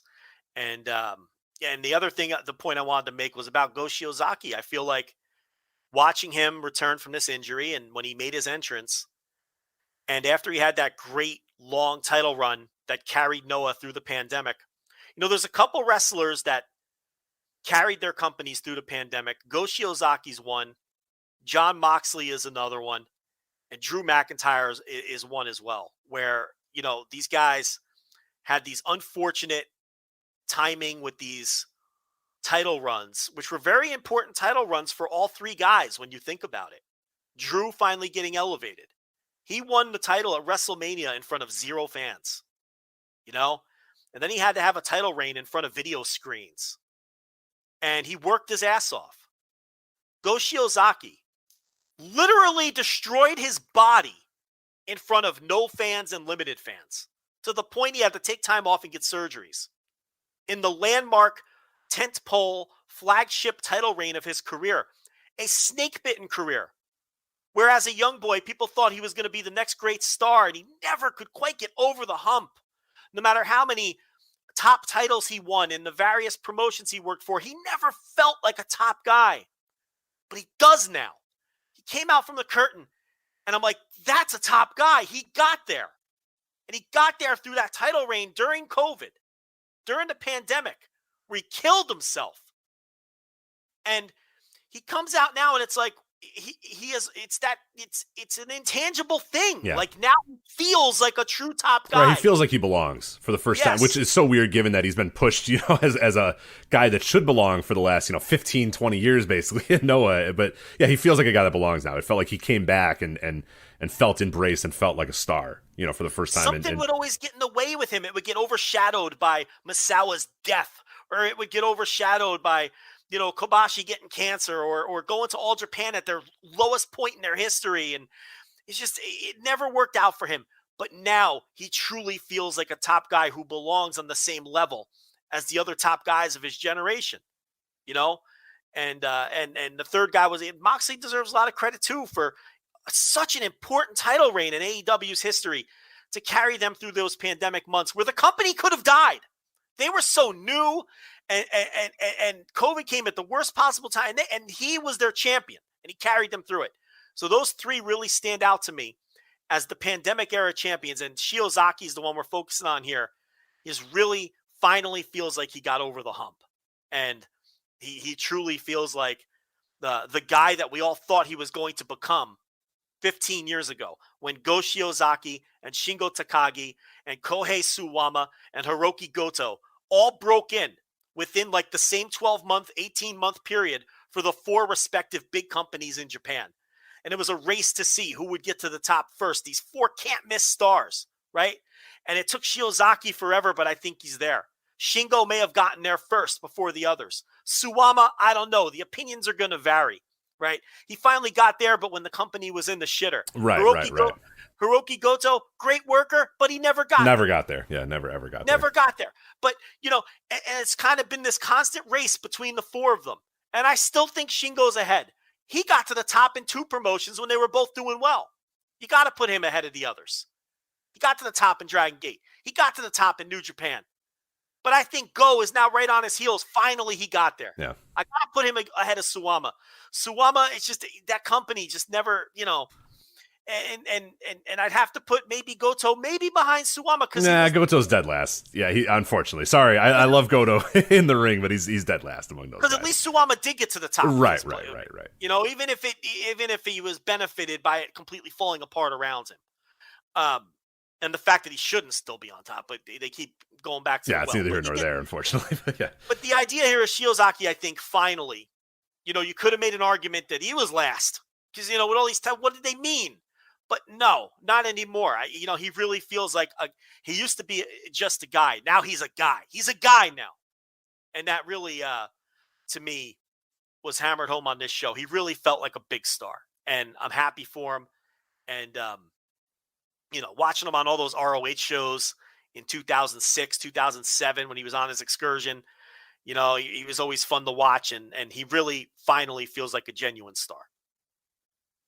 So unfortunately, I did not see the rest of the show. So I did see GIFs of the Kenta situation. So let's talk about that, because that was the third match from the top. There was Kenta in a tag match, and he ran afoul of a few men in that match, including Inamura. But that was a very, very fun little spot. So yeah, describe what kind of happened there and the match itself. So it was Kenta, Sakuraba, and Segura. Kenta with the Segura gun, guys, and they faced Daiki Inaba, Masa Kitamiya, and Yoshiki Inamura. And Kenta was he tried to bully Inamura, and he was slapping him hard across the face and doing, you know, just rough double stomps, and even Kitamiya tried to step between them at one point, and Kenta was just throwing his weight because Kenta's a little asshole. We all know that. He's always been a little asshole, and a lot like Kano, really, but like legit. And but Inamura then stood up for himself, you know? I mean, you could tell he was uneasy at first, but he got right back in his face and you know, was getting stiff back. And then they did a spot later where he ran across the ring and just fucking bulldozed him. And I still don't know whether Kenta really knew that was coming or not. I don't think so. Yeah, there's no way, because the way that he took the bump was not a natural way to take a natural bump. Exactly. No, it was not a very unnatural. I mean, in fact, it was pretty dangerous because Kenta had his back turned or whatever, and Inamura just basically came up and fucking railroaded this guy and snapped his neck on the rope or whatever, and Kenta kind of turned around and did a little bit of okay, like alrighty. I think Kenta was more like, all right, kid. He was like, all right, yeah. No, it was kind of like a proud moment there from one asshole to another potential future asshole. Just like, all right, yeah, you know what? You stood up for yourself. Good on you, kid. Yeah. So that was the deal there, and of course the Kenta side won. Just look at the names on the other side, but really, really good match. I mean, very stiff. Physical. It was a Noah match. It was a Noah third from the top match. Even Muto and Marufuji versus Masaki Mochizuki and Tanaka, you know, with the tag title match. Despite Muto's presence, was a very, very good match. You know, I thought it was a little better than the 6-man. I know a lot of people preferred the 6-man, but you know, Mochizuki, you know, Muto scored the pin, of course, and they successfully defended the titles, and they all held each other's hands, you know, because the whole M's Alliance, they're all in the same unit, so they're all M's Alliance. But that was a good match. And Hayata versus Ogawa, Ogawa was targeting the body part and all that. It was an okay junior match. It wasn't anything special. I don't think anything else. I think the top 4 is kind of like, matches that people should watch. The rest, not so much. I mean, Fujita and Kendo Kashin against Ikuto Hidaka and Masakatsu Funaki. I mean, Fujita and Kashin can kick rocks. That did nothing. Is the usual you see from them. And Fujita being reckless with a power bomb again. Oh, good. And Great. Yeah. Awesome stuff. Yeah, he sucks. He needs to go away. And then there was some other matches on the show, the undercard stuff. But, yeah, definitely. Look, as a total presentation, a show that I think, let me look at Cage. On Cage Match, the show itself has a 9. So that tells you all you need to know. I mean, it was an excellent show. And the top 2 are, right around 9. 8.98 for the national match and 9.18 for the main event. So, and then I did catch the show on the 4th, the new Sunrise show, and the big takeaways from that, breezy, probably about 2 hours and 15 minutes total if you cut the junk. When I say the junk, I mean the pre-match stuff before the show starts and everything in between the entrances, like probably 2:15, matches bell to bell. So very breezy watch. Shiozaki lost again. He lost to Kaito Kiyomiya in the semi-main because he's coming back from the injury, so he's going to be losing. That's the story they like to tell when guys are coming back from injury. Although New Japan has kind of dropped that. I mean, sometimes they do it, but they're not as stringent about it as it used to be, and with some of how the other promotions handle that. So Kiyomiya Shiozaki, it was a good match. Can't call it great, but it was good. And then the junior tag title match was the main event. Hayata and Ogawa against Kotaro Suzuki and Yohei. And it was all right. I mean, but the match, if you want to watch something off of that, I would rec Kaito Kiyomiya versus Go Shiozaki. And all of the undercard stuff was breezy and easy to watch. I didn't watch the show from the 5th yet, which I believe was a Mystery Vortex style show. So I don't even want to look at the card because I want to watch it and let it play out. But yeah, so that's what's going on in Noah. Really, really good stuff until Muto inevitably comes back up to the top of the card. And we have reviews of all that stuff at voiceswrestling.com as well. So some great stuff. Paul and Gerard doing reviewing pretty much every Noah show that's hit tape, I think, so far this year, and hopefully going to keep that up throughout the year as well, because Noah's feeling good right now. So yeah, let's ride that wave of momentum. Even the commentary fits the promotion, the English commentary. Oh yeah, it's like 2 MMA dudes, they're fighter Pickering guys, yeah. Yeah, it's Stuart Fulton and Mark Pickering, and yeah, they're like super serious dudes that just call them like their fights and it's really cool stuff. They come back. They both come from fighting backgrounds and doing fighting commentary and stuff. Yeah, it really works. It gives it an aura that's just so much different than anything else. Yeah, no doubt about it. Joe, 0-1, baby. 0-1. Happy New Year. It is not a new year without some motherfucking 0-1. We started off with 0-1's Happy New Year. This was on Wrestle Universe as well, so you could watch it in if you already subscribed to Wrestle Universe for Noah, you were able to watch the 0-1 show. We talked about it the same day as Noah the New Year, so you had some guys doing double duty here. In the main event, Takashi Sugiura defending the 0-1 title against Masato Tanaka. I thought this was awesome. What'd you think of this match? Yeah, I mean, I wouldn't put it on the same level as the 2 Noah matches we talked about. I wouldn't put it on the same level as Okada's 2 matches. Oh, no. Yeah, no way. I think, let me see what my rating, I went 4.25, and those other ones I'm at 4.75 and 5, so. For people who saw everything this week, I would put it below those 4 matches, but slightly above Braun Breaker versus Tommaso Ciampa. Okay, yeah. So that's where I would slot it in the pantheon of just crazy. And I would put it below Hangman versus Bryan Danielson from Dynamite, which I don't even know. Did you watch that yet? I have not seen that yet. No, I was catching up with everything else, but yeah, but I will watch it by the time in the next few days, probably tonight, if not tomorrow.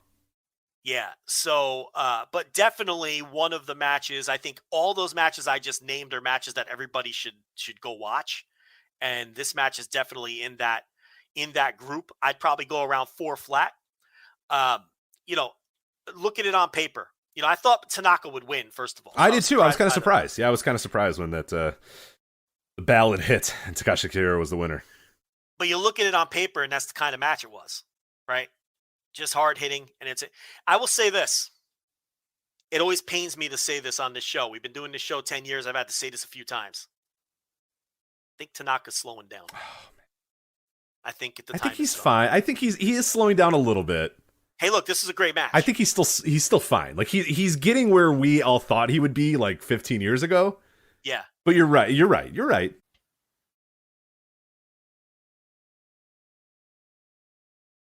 All right, Joe, can you hear me?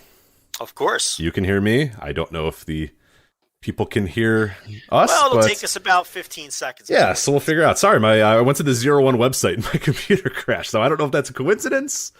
I don't know. Grimy. Pretty grimy. So yeah, there you go. So I tried. We're getting silence when we're trying to talk ZERO-1 here. But yes, so you were talking about Masato Tanaka slowing down, right? Yeah, that's what we were talking about. I just think he's lost maybe a half a step, a quarter step. I'm starting to just the first signs of maybe minor decline I'm seeing. I'm not saying the guy stinks. Please don't go to Reddit and say Joe Lanza says Masato Tanaka. I mean, does anybody now. care enough to go to Reddit about your Masato Tanaka takes? I mean, maybe. Rich, I am one of the most hated men. They hate you there. The best part of any time that you're mentioned in Reddit is like 27 comments of like, I don't know why we should just never mention this guy's name ever again. Yeah. Like, we're never going to mention this website. We're never going to mention this podcast. And then the next day, here's another person doing it and 100 comments. And the next same people like, we just banned this show. That's stupid. It's just, I love it. They can't stop. Anyway, did you watch just Fuminari Abe versus Shogun? No. So yeah, the problem was I watched the main event and then I got cocky about my 0-1. I'd figured I could then just go back and watch the entire show. So I actually went to the beginning of the show and watched that, but then I unfortunately ran out of time as so many thousands of other things were going on this week. So unfortunately, I did not see this match. But I've heard some pretty good things. What can you tell me about it?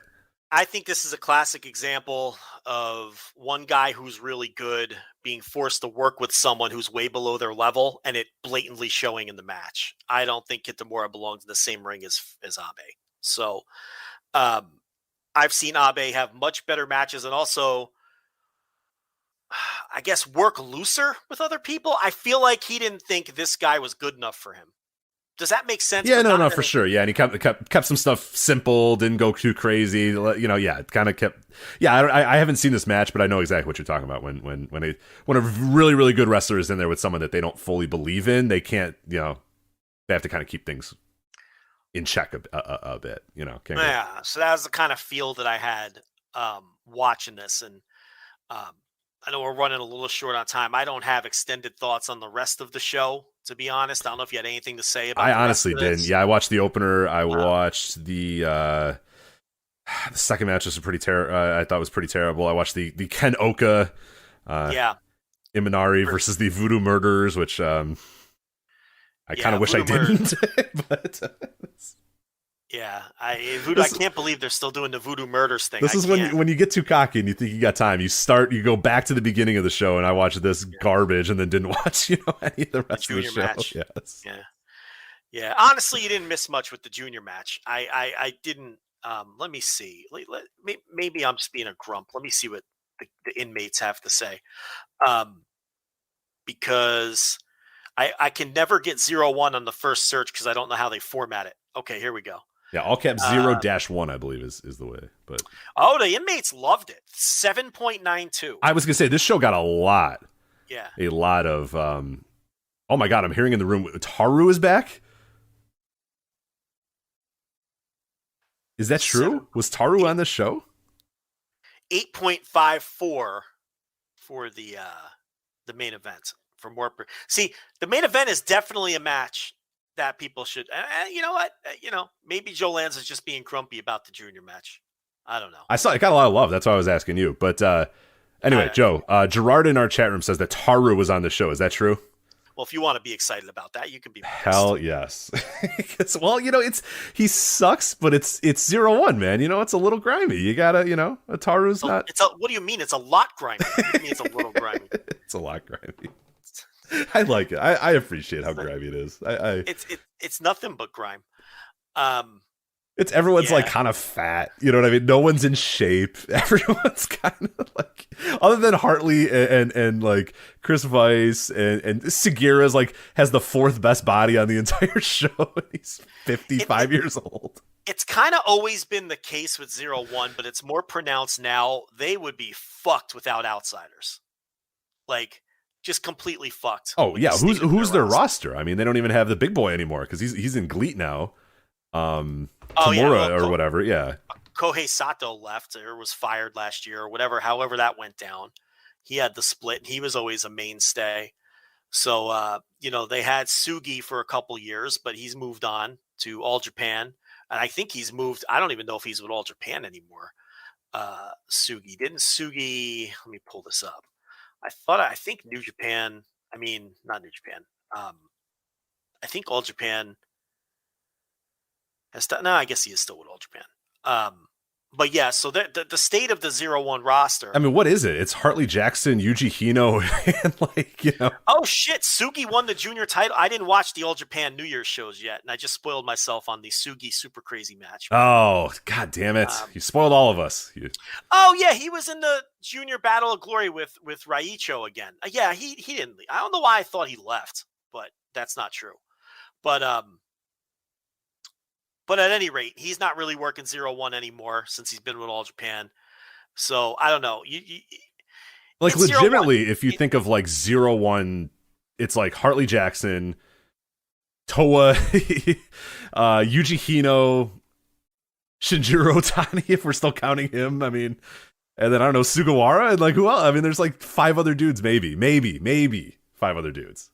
Yeah, it's a rough roster. It's pretty rough. But I appreciate their attempt, man. You know what? They're still out there. They're still working. The ring announcer's still screaming. You know, there's a look and a feel. I'll never forget ZERO-1 getting us through the pandemic. ZERO-1 in Big Japan will always have a place in my heart for not even missing a beat during a pandemic and just going, we literally can't stop running, so we're gonna keep running. We just don't tell anybody we're running, but we have to run these shows. So what's the other promotion we were watching during the pandemic? 2AW.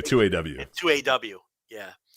They're all running from the 2AW arena because that was the only arena they could run in. So people don't remember that. We were doing like opening segment. We would lead the show off with Kaiji Tomato, discussion. Well, we would lead the show off with "Are we all going to be dead in a month?" And then we would do 2AW and Big Japan talk for the rest of the 2 hours because it was all that was happening. It's just pretty wild in hindsight, but you got to keep the train rolling. But yeah, look, let's face it. You're not going to watch another ZERO-1 show all year. I want to, though. I wish I could, but I can't. Rich, you say this every year. But I want to. How would I in the year 2022 watch more? If they put more, if ZERO-1 stays, on Wrestle Universe and I obviously will not, or I guess as long as Segura is the champion, I guess they'll probably have their shows. I think that's the connection. Yeah. So hopefully he keeps the title, because if it's on Wrestle Universe, I'll watch it. It's always so hard. They never make tape.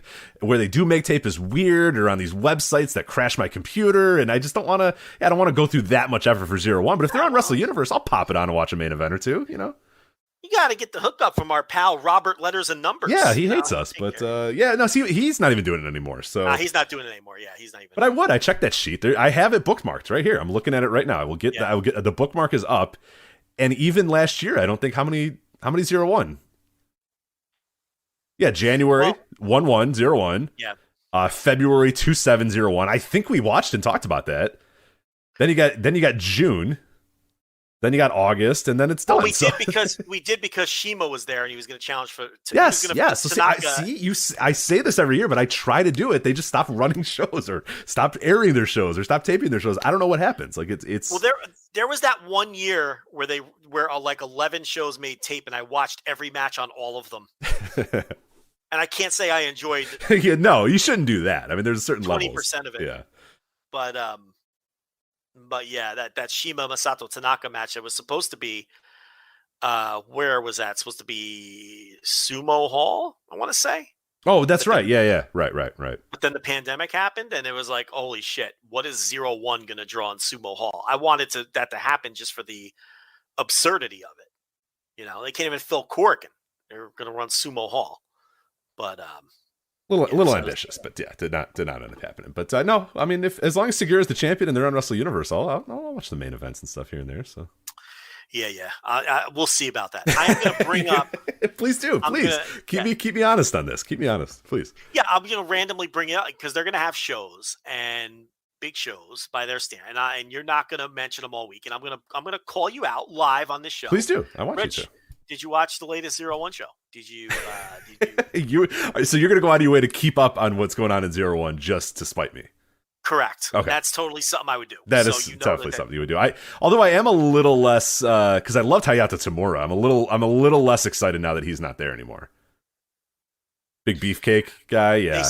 They sent him back to fucking. No, he's GLEAT. He's GLEAT, baby. He bleeds GLEAT black or whatever. I don't know what their official color would be. Oh, no wonder I don't know because that's fake. Yeah, okay. No, he's a GLEAT guy, man. Yeah.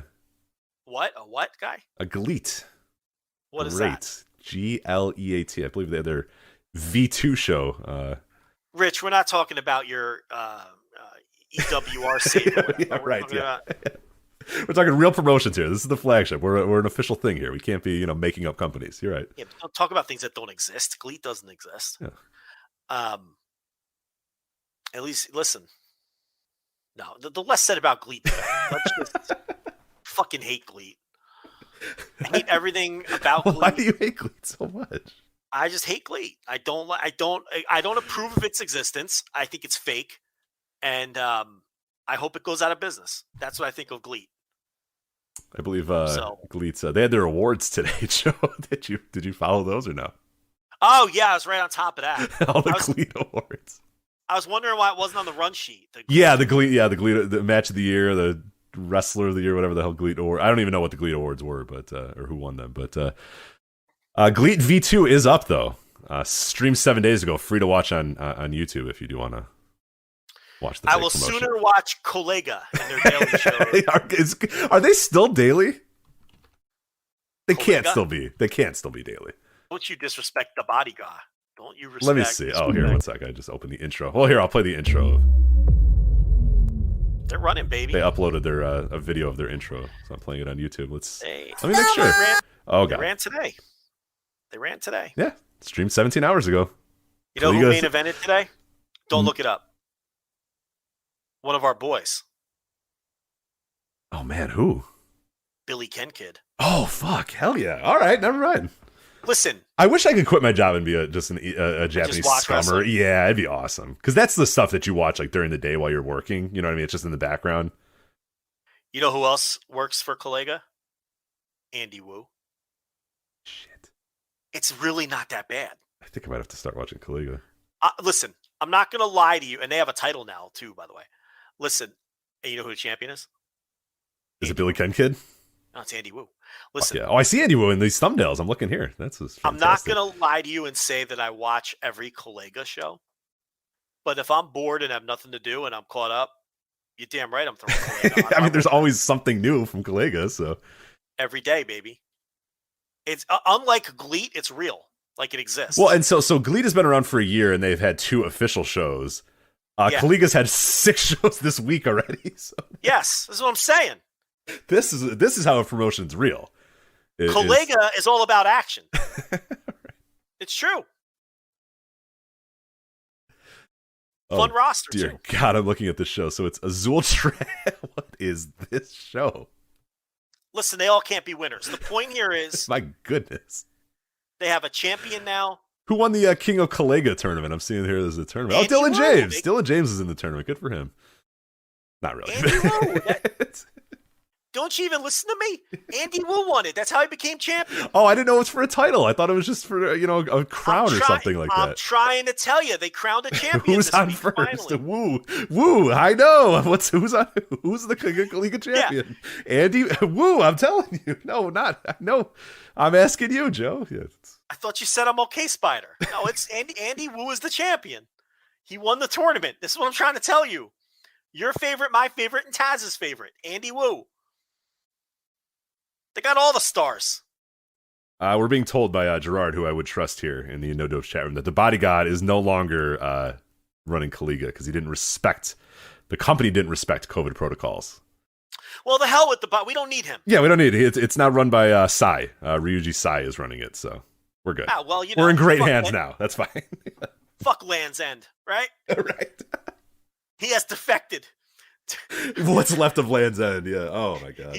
He has defected to Collega. It's a step up. Let's be honest. Yeah. I mean, Rich, have you ever seen a Land's End show? I watched a couple years ago. We watched one Land's End show. I remember. I've never seen a second of Land's End footage. No, that's not true. We watched it, or maybe we just saw Sai in his other places. We never watched Land's End. Collega's real. It's every day, and it's on YouTube. it is there. Yeah. It's not. You can't be realer than that.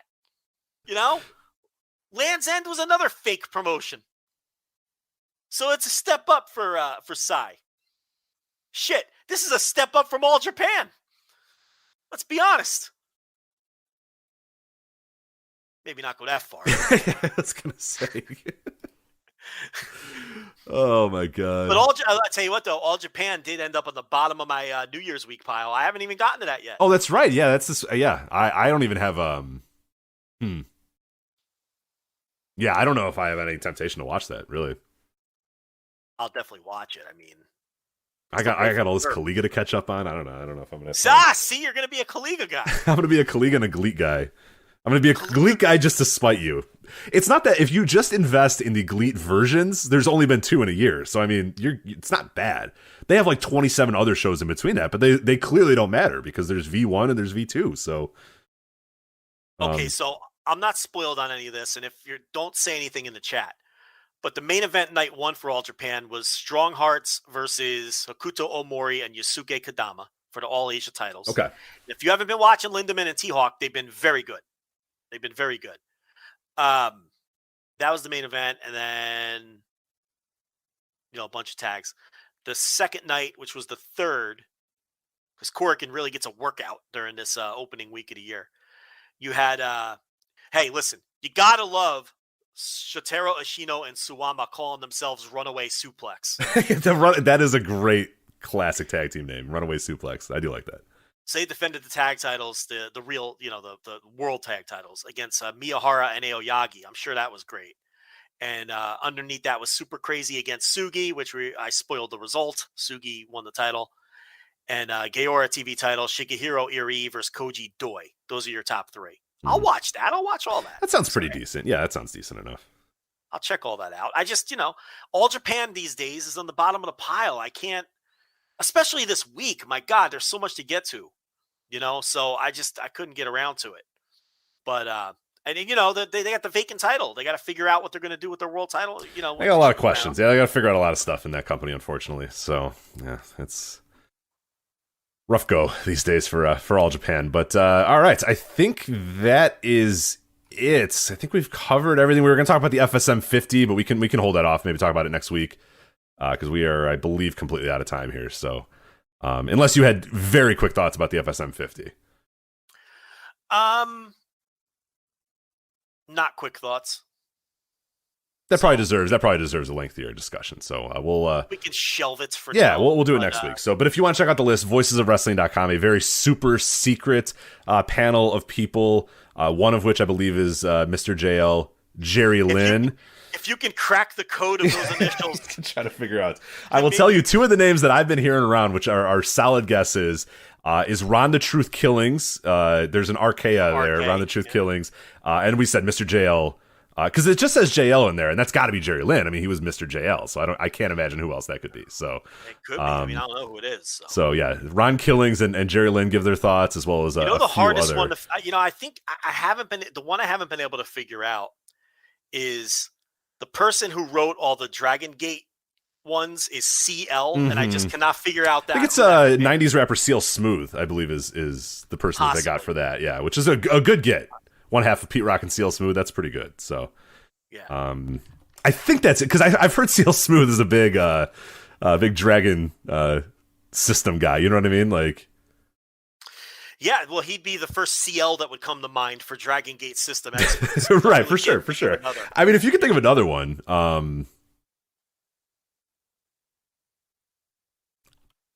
All right, I think we're at it. I think this bit has died on the vine. I'm desperately, it's so late in the material. day. I'm trying to think of other CLs and I can't. So I just gave you CL Smooth and that's all I got. So, all right, that is it. They will reminisce over us on this. So anyway, for Joe Lanza, I'm Rich.